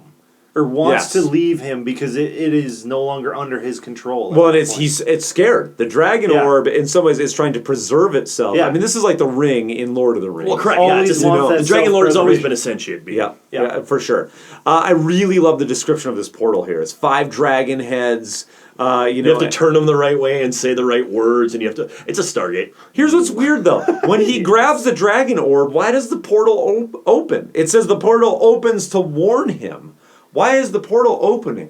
I think that was. I don't think it was the portal actually opening. I think it was. I the thought it dragon. did. No, it might have in his mind. In my mind, it was the dragon orb putting that image in his head. Oh, It okay, was not the okay. actual portal opening because you need the virgin priest or cleric. And Right, all that's those what I things. thought. So You need all this stuff, and just- like he yeah. grabs the orb and the portal opens. Well, No, I The orbs- and I kind of read That- the same yeah, I way like that where reading. where he picks up the orb and it's like, dude, don't. yeah. Oh, boom. okay, yeah, all right. It's that last warning. I like that. I like that. But what I like is Raistlin senses the fear of the Dark Queen, and he's like, okay, time to enter this portal. Like, Yeah, so he bamps down to Crysania. Crysania. Hey, baby, you want to get out of here? it's time, baby. Let's it's go to time, that baby. portal and open her up. Yeah, I love all of this imagery. Everything that goes on here. There's tons to talk about. We don't necessarily have the time, but it's awesome. And we have the whole scene where Caramon's been set up by the doers. He's got doers on top of him. I They're love about to this chop fight. off his head, and all of a sudden Taz Ex Machina so comes cool. up. I love this fight. Just Yeah. the quick. A lot of these little fights that they do, I really enjoy. Yes, I love the epic battles, but at the same time, even when Raistlin was stabbed, I enjoyed that little quick combat. Right. And I love this because they have to keep going. They keep going back through doors. They're like from the map room to the next room. Yeah. Like they keep having to collapse. Well, then they realize back. they're trapped in the map room after that. And Taz is there. Caramon's going, what are you doing here? And just as Argat's axe is about to come down on Caramon, then Taz's little knife is like right through his neck. It's fantastic. I all of this is great. Yeah. So they retreat into the map room, and Taz. No, not the meth room. It's the map room. Yeah, It's only up here. And It's Taz a lab. faints. It's a whole different thing. But Taz awakens and tells Caramon everything, including about the betrayal of his brother Raistlin. And Caramon tells the guards to find their way to safety. This is where things get a little perplexing for me with Caramon. And this is where some of my stuff came. Like, the imagery was awesome. But he just wants to bamf home. Yep. Right? Like, we're all of a done. sudden, we suddenly just wanna collapse see to everything Tika. where Caramon just Get a wants to sticky go bun. see Tika. I guess my question is, what does Caramon think Raistlin is doing at this point? He has seen imagery or gotten the words that that Raistlin is trying to become a god. He has seen him burn this entire village. He has constantly been betrayed by his brother. What does Caramon think Raistlin is doing at this point? I don't think it matters. But this is why I think Caramon is not a heroic character anymore. This is the one going up there and bringing Taz with him and going up there. This is the come home. Yeah. This is the one. We're on the last sinewed thread. The last thread tying us together. The last sinewed tying, untying thread here, and that's why he goes up there. He puts his hand on Raistlin. Is come on, let's just go. Let's leave this entire Well, plan. but what Caramon tells Taz is he's like, Raistlin has his life, I have mine. But I'm like, well, not really. Like, I mean, you're acting like Raistlin's just making a choice to go move to Florida and join a convent. Well, Florida is kind of the abyss. You know, I mean, yeah, true. I mean, but like, Well, they have great gated communities. like Caramon gets weirdly flippant about like, oh yeah, everything that I've just fought an epic battle, done all of this stuff. Pretty much my army's dead. At this final point now, my brother's upstairs trying to become a dark god, might destroy the entire universe. I don't know. I just want to go to home to my trailer house in the trees. Hey, this is it. Bob, this is one more chance. This is it. This is Caramon's and I'm guessing when we jump into the second book here, it's not going to be. It's not going to be. No, it's not going to be. But at this point in time, this is the. Let's go home. It's human. I mean.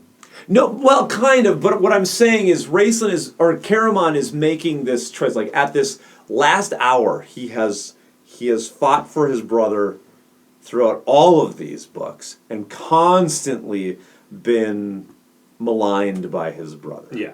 Right? And then we get to this last part where I don't really know what Caramon thinks Raistlin is doing, right?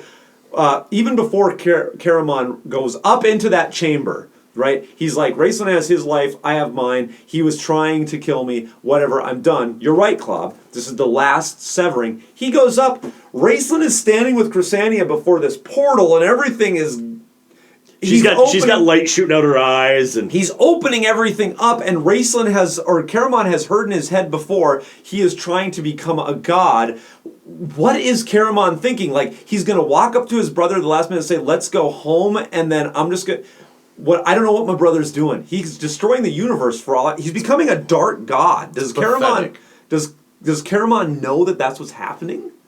I don't know if he. What does Caramon think is going on? It doesn't matter. Let's end all the let's end all the craziness. Let's go home. But what I'm saying is that's what he says there. That's not what is said in the chapter before. No, Caramon gives up before he sees Raistlin. He doesn't give up. He says that he's setting it up for this. Yeah. He has his choices. I have my choices. I'm going to try one last time. I'm going to try one last time. I will give him that one last chance, and if Okay. he breaks it, I'm gone. I'm going back to Tika, and I don't believe you, Caramon. Well, yeah, it's Caramon. He has a tendency to say, this I'm gonna And kill actually, him. I will admit, Bob, that I'm hugely projecting here because this is very similar to the conversation I had with my ex-wife. Right before We're 4 hours away from home. I'm going home. Let's just go home. Let's just go home. And the answer was no. And then we bamfed into other existences. Other existences. I get it. She went Okay, off the I get abyss. it. Yeah. You went home. Oh my God, she's Takesis. I was married to Takesis. Raistlin. Right. But married a don't man. we also get this description of Raistlin talks to Caramon and describes everything that's going to happen Oh yeah, to Crysania. He goes dark, just like the lights in the studio did. Yeah, but it's That was actually perfect timing. It really was, but it's one of those where he goes real dark and just says, "I will." I will suck her. power from her. I will walk over her corpse when she is done being a battery for me. Is essentially what he says. Well, she is pleading, looking to me for safety. I will walk forward and not turn back and see her. Or whatever. I don't know. I mean, I can't quote it exactly. Don't hate the player, hate the game. Yeah, it's dark. Oh yeah, all of this gets really muddy, and again, I love all of this at the end. I'm just bringing up all these questions of like, so because I think you're right.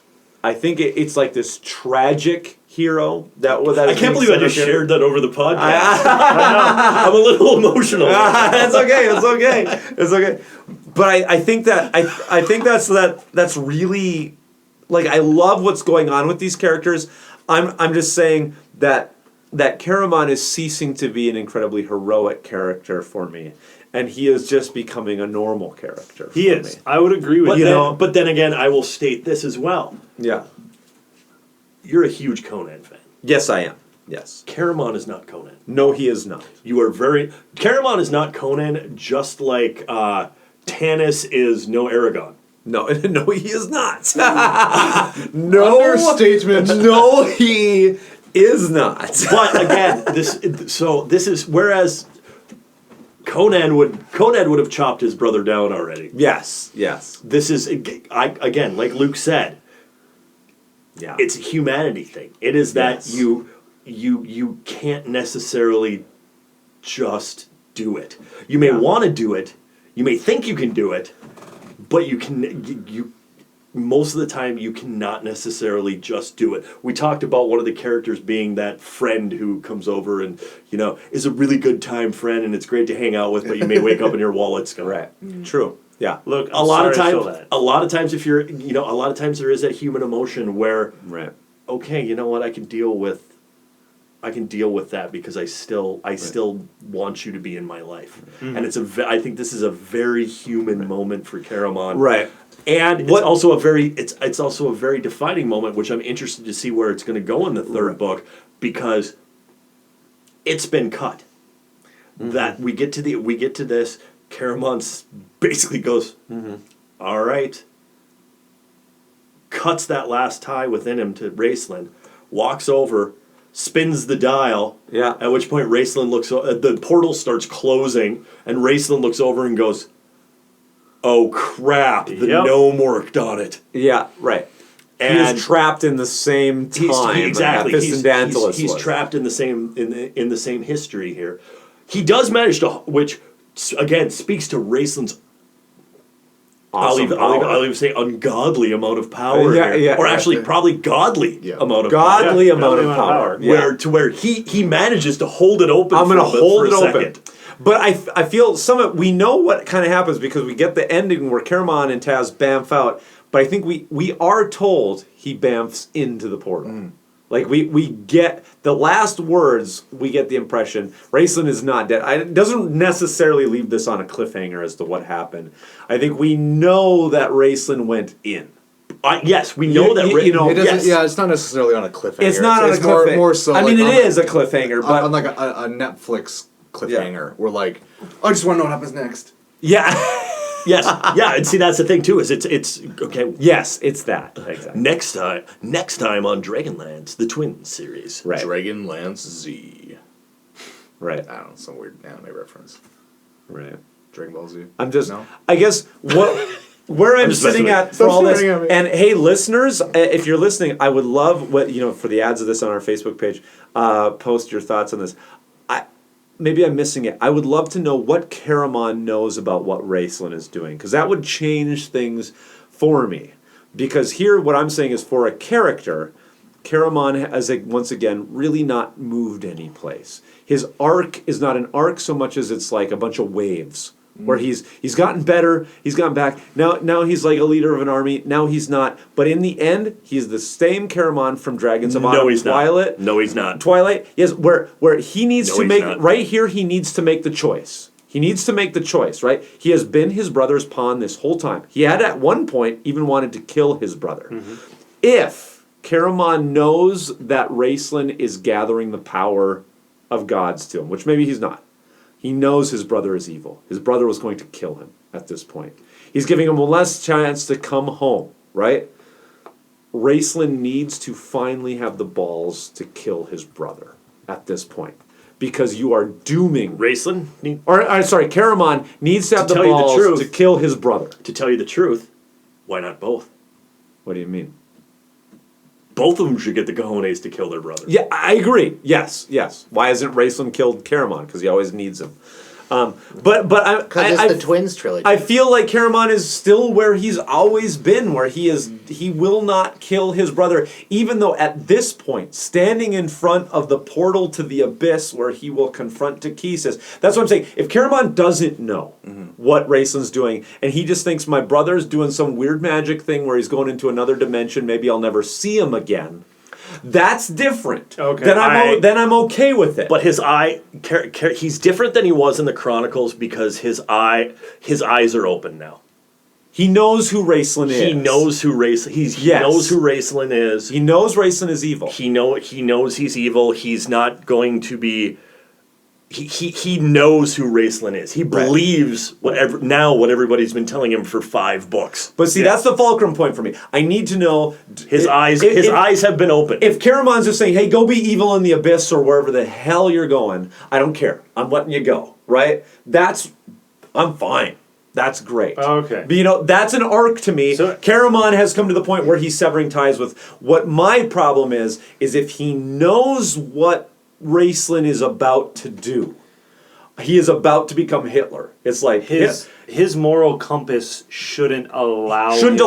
He should now at this point be saying, I now need to kill you, Raistlin, because you are going to become Takesis. This is where you were sending the text messages saying, what the expletive? This is where I need to know, what does Caramon know? And I missed it somehow in all of this. I don't know. I mean, what does Caramon know about this? I don't know. I don't either. Do you think maybe, and again, I'm just throwing this out here, I'm not saying there's as much evidence, I was just thinking, do you think Caramon actually believes he can pull it off? Yeah, I don't think he does. I think he might be thinking Raistlin's going to his death. Yes. Come home, because when you go in, you're going to die. Yes. Right. Yeah, I don't know. And so when it's, okay, it's your choice to die. Right. I'm done dealing with you. I'm done dealing with that aspect. If you want to be... She's a freaking god. You're a dude who makes sparkly fingers every now and then. Yeah, right.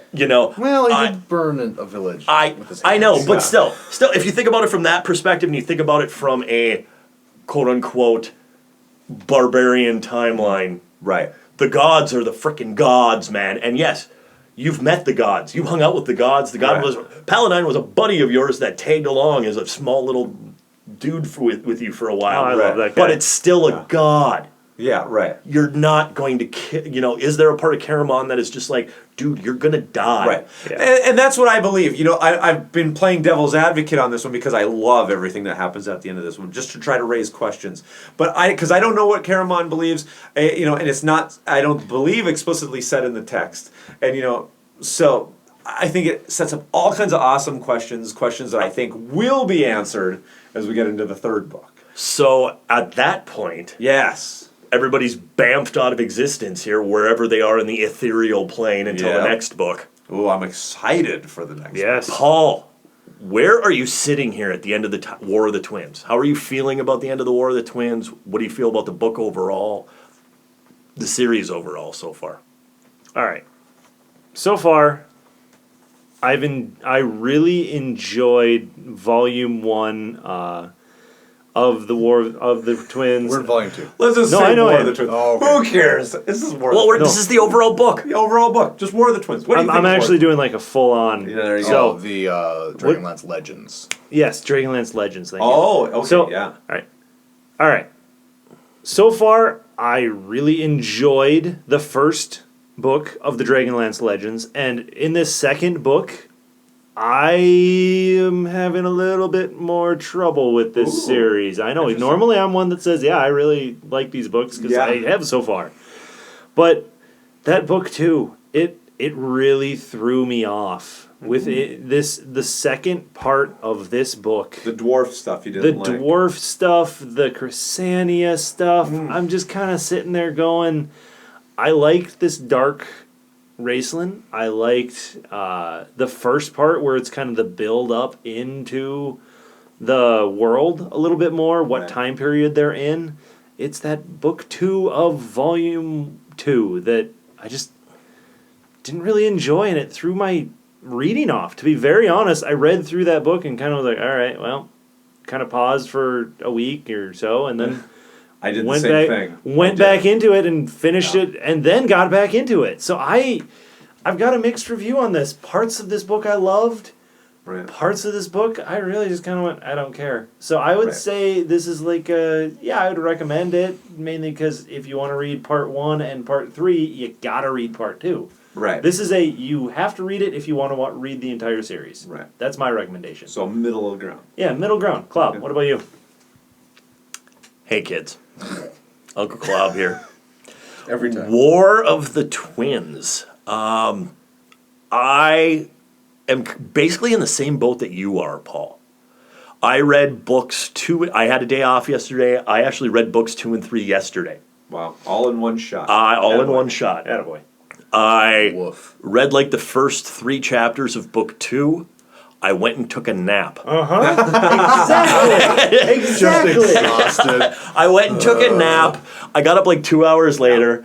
Sat in my porch with an ale and some spicy potatoes, and read the rest of the novel itself. Drink a little doers. I'm not a Scotch guy. not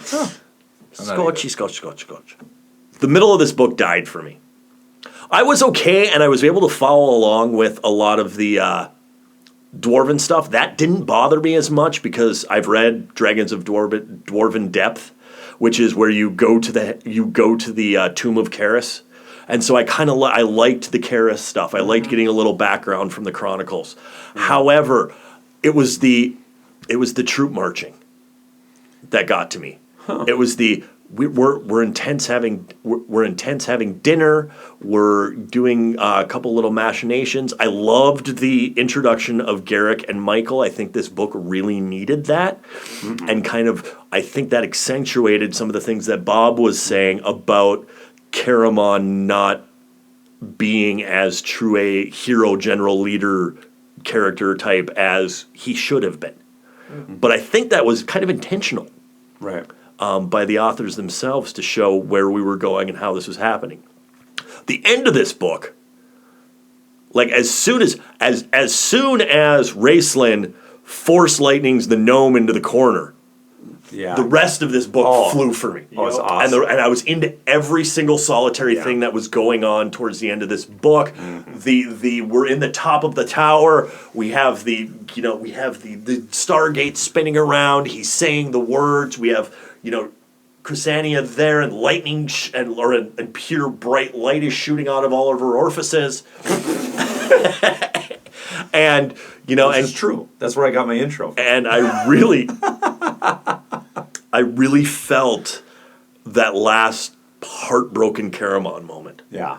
That last cutting of what we believe at this point to be the last string. Right. I really felt that going with these two guys through the last 5 novels. I'm going to go a recommend, not as high a recommend as Time of the Twins. I think Time of the Twins was a little tighter for me. And this got a little paradoxical for me when we dealt with the time travel versus the history, which I really liked, but I would have liked a little bit more explanation. I feel that could have been a little bit more thought out with what does the crossing out really mean? What do the different names really mean? How is that going to loop back around? And maybe we're going to get that in the test. So Uncle Klab says, yes, again, I'm right on par with you, Luke. Luke? I'm not Luke. Sorry, Paul. Thank you. Right on par with you, Paul, of time is better. I'm hoping test will be better, but you can't link the two without reading this one. Exactly. And there are parts of this. Taz in the Abyss in book 1. Oh. Just cool stuff going on. A lot of really cool things going on. And cool things that happen that I think get mired a little too much in politics and troop movement. Luke, you've been a little quiet on the last end of this book here. How are you feeling, my friend? I'm exhausted.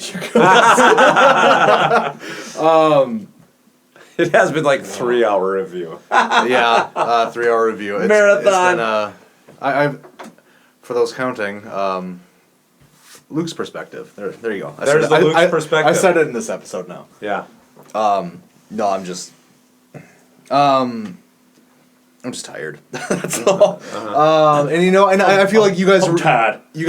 I'm tired, y'all. You guys were just covering stuff much better than I could in the end here. The Dragonlance Legends Trilogy, Volume 2, Books 1, 2, and 3. God, I can't. I have my bits. I'm sticking to them. I love them. When it's hot enough, my bits stick to me. No one listens, Mike. We're free. You always say that, but I don't know. That'll help get the bits off. I feel like those swords sound different now. One of these days, you'll drop one of those and just I'm gonna get stabbed skewered. in the eye and know it. You look good with We an shouldn't eye patch. have swords. You'd look sweet with an eye patch. That's true. Hey, Swords in either of this these bearded recording studio, not Hey, great. at least they're not my swords, which are really sharp. Your sword's over there. I know. I think it's a good I'm gonna safe take place. that. You didn't take it with you. I'm taking Hey, it. hey, not- let it's Luke part of the finish. studio. It's Let part of Luke the Leave it in finish. the studio. I want that back. I'm in these books. I don't know what to think. I feel so. I was called pretentious online once, and I'm holding on to that forever. It Because really hurt him. The negative things you say really hurt him. No, I like that. No, he takes it as a badge of honor. Yeah. Oh yeah, you're very pretentious. Yes. Oh. Welcome to the table of pretension. I've never been called that before. Thank you Right. very much. I'm struggling in this volume, this physical book. Yeah. It has good ideas, and I hate to even say this, that like my thoughts on where these like what the first third of this book laid down, or even like what the first part of this trilogy laid down, and where I thought it was gonna go. It didn't go there. Like where it went in my brain Was cooler than what it did. Can I talk? I just think so. I'm not even like talking slow. Come on, Caramon. Let's go. No, again, the end of this book, you guys said it, was awesome. The troops part was weird. I was gonna say dumb. It was just boring. Now I'm talking. I said this in the last podcast that this book, the review I read on Goodreads about this book was that it's the worst Dragonlance book ever. Mm. I wouldn't. It's probably the worst one. Well, it's not the worst one I've read. Mm. I'd recommend it over at least one of the original Chronicles books. Mm-hmm. But I don't know. But as a whole, I would not recommend this book. And I'm even going to go as far back to take back my true neutral review of the first one, and I would not recommend that one either. Really? Just to say, like, if you like Dragonlance, you like Dragonlance, and you're going to like these books. Right. And you have to like Dragonlance if you're going to like these books. I wouldn't recommend this just like a layperson. Yeah. Like, hey, I'm looking for good fantasy. Read this. Again, and that's the problem. And that's the problem with series like this too. Is you got to read the first 4 to get to this. When we're 5 books deep, how do you even recommend something that you haven't recommended the other ones in? Yeah, right. So I feel like I'm just kind of stuck on a nope. But if you say enough stuff to me like, I really like Chromatic Dragons, you're gonna love these books, Bob.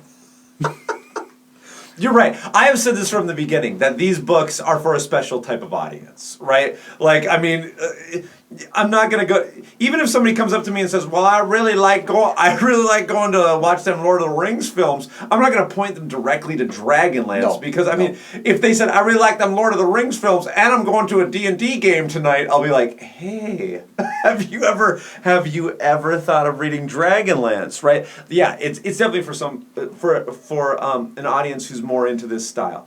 And I agree, Luke, this has a high price of entry. You have to read the Chronicles. You have to get to these books. That's a good...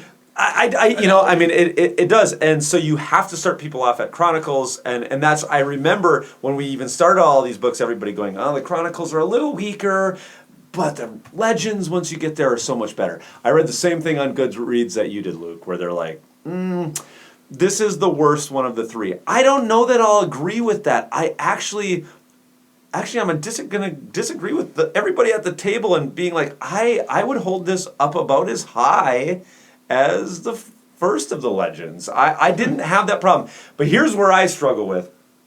I had read this book a year ago when we talked about, when we did the last Dragonlance books, I plowed through all the way through Legends.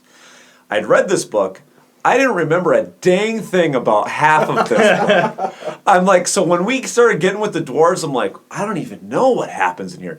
Which to me maybe speaks either of my inability to retain anything, which could be true.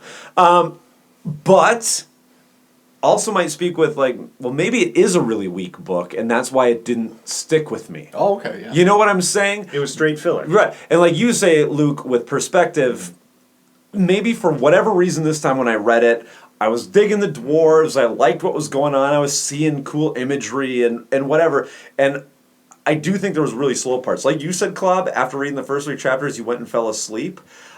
I read the first 3 chapters of this part 2, and book 2, and I kind of the same thing. I'm like, God, this is going to be a slog. I think I even talked to you, Luke, and I'm like, God, this next part's going to be kind of a slog. A and B does not equal C. Just because Klab read this book and took a nap does not mean he took a nap because he read this book.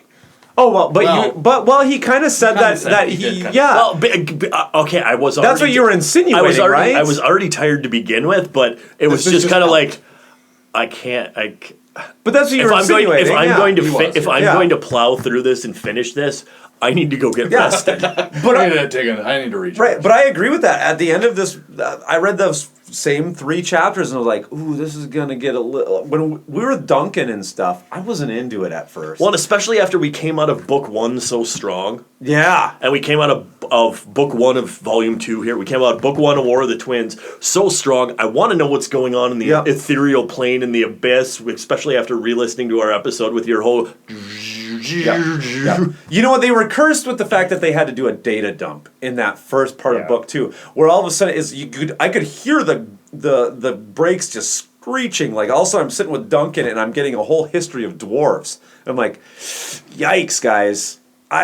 It's not continuing this momentum from the next book, or from the last book. But overall, I really did like this, and so I guess I gave the last book a high recommend. Because I didn't remember anything about this, I'm gonna give this a moderate recommend.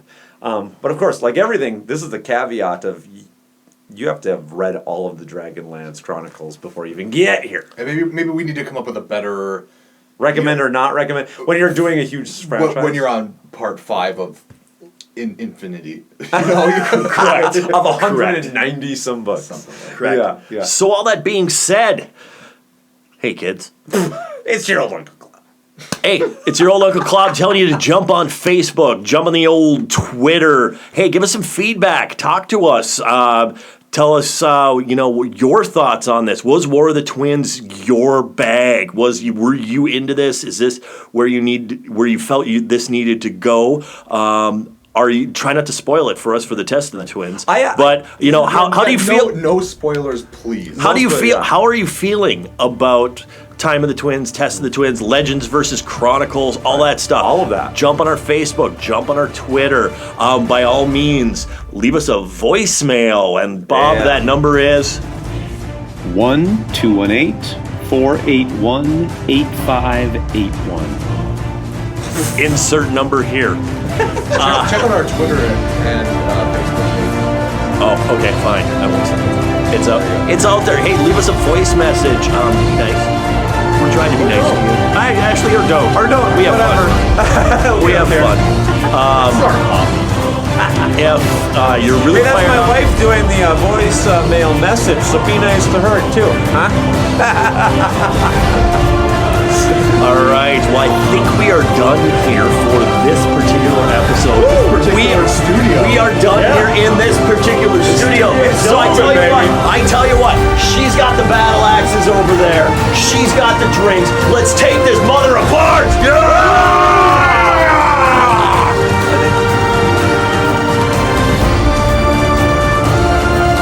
Thank you for listening to this episode of Dungeons and Dweebs. There's even more adventuring to be had at our website, dungeonsanddweebs.com. We would love to hear from you. You can email us at dungeonsanddweebspodcast@gmail.com. You can also find Dungeons and Dweebs on Facebook, Twitter, and YouTube. Find all those links at dungeonsanddweebs.com. If you enjoyed the podcast, please help spread the word by leaving us a 5-star review on iTunes. The music for Dungeons and Dweebs is Fatal Fight by Royalty Free Kings and can be found on their website, royaltyfreekings.com. Dungeons and Dweebs is a Tim Gilbert media production. Copyright 2017. All rights reserved. And no part of this show can be reproduced, repurposed, or redistributed without the express written permission of Tim Gilbert Media. Oh, Caramon. Are we recording now? Yep. Oh, wow. Judge his stupidity on all. He is a buffoon who does not know what to do. Thank you. That was pretty terrible. Baboon ass. On the podcast that I listen to, the Star Wars one, that's what they've been playing all the time. Carrie Fisher was talking about the hair she had in Force Awakens, and she calls it her baboon ass hair. It's like, George Lucas puts my hair in these buns. That's all anybody knows from me. And then I come back for episode 7, and it looks like a baboon ass. And they have it available as a ringtone. Looks like a baboon's ass. Yeah, so she's all gravelly, and that's all you hear is baboon ass.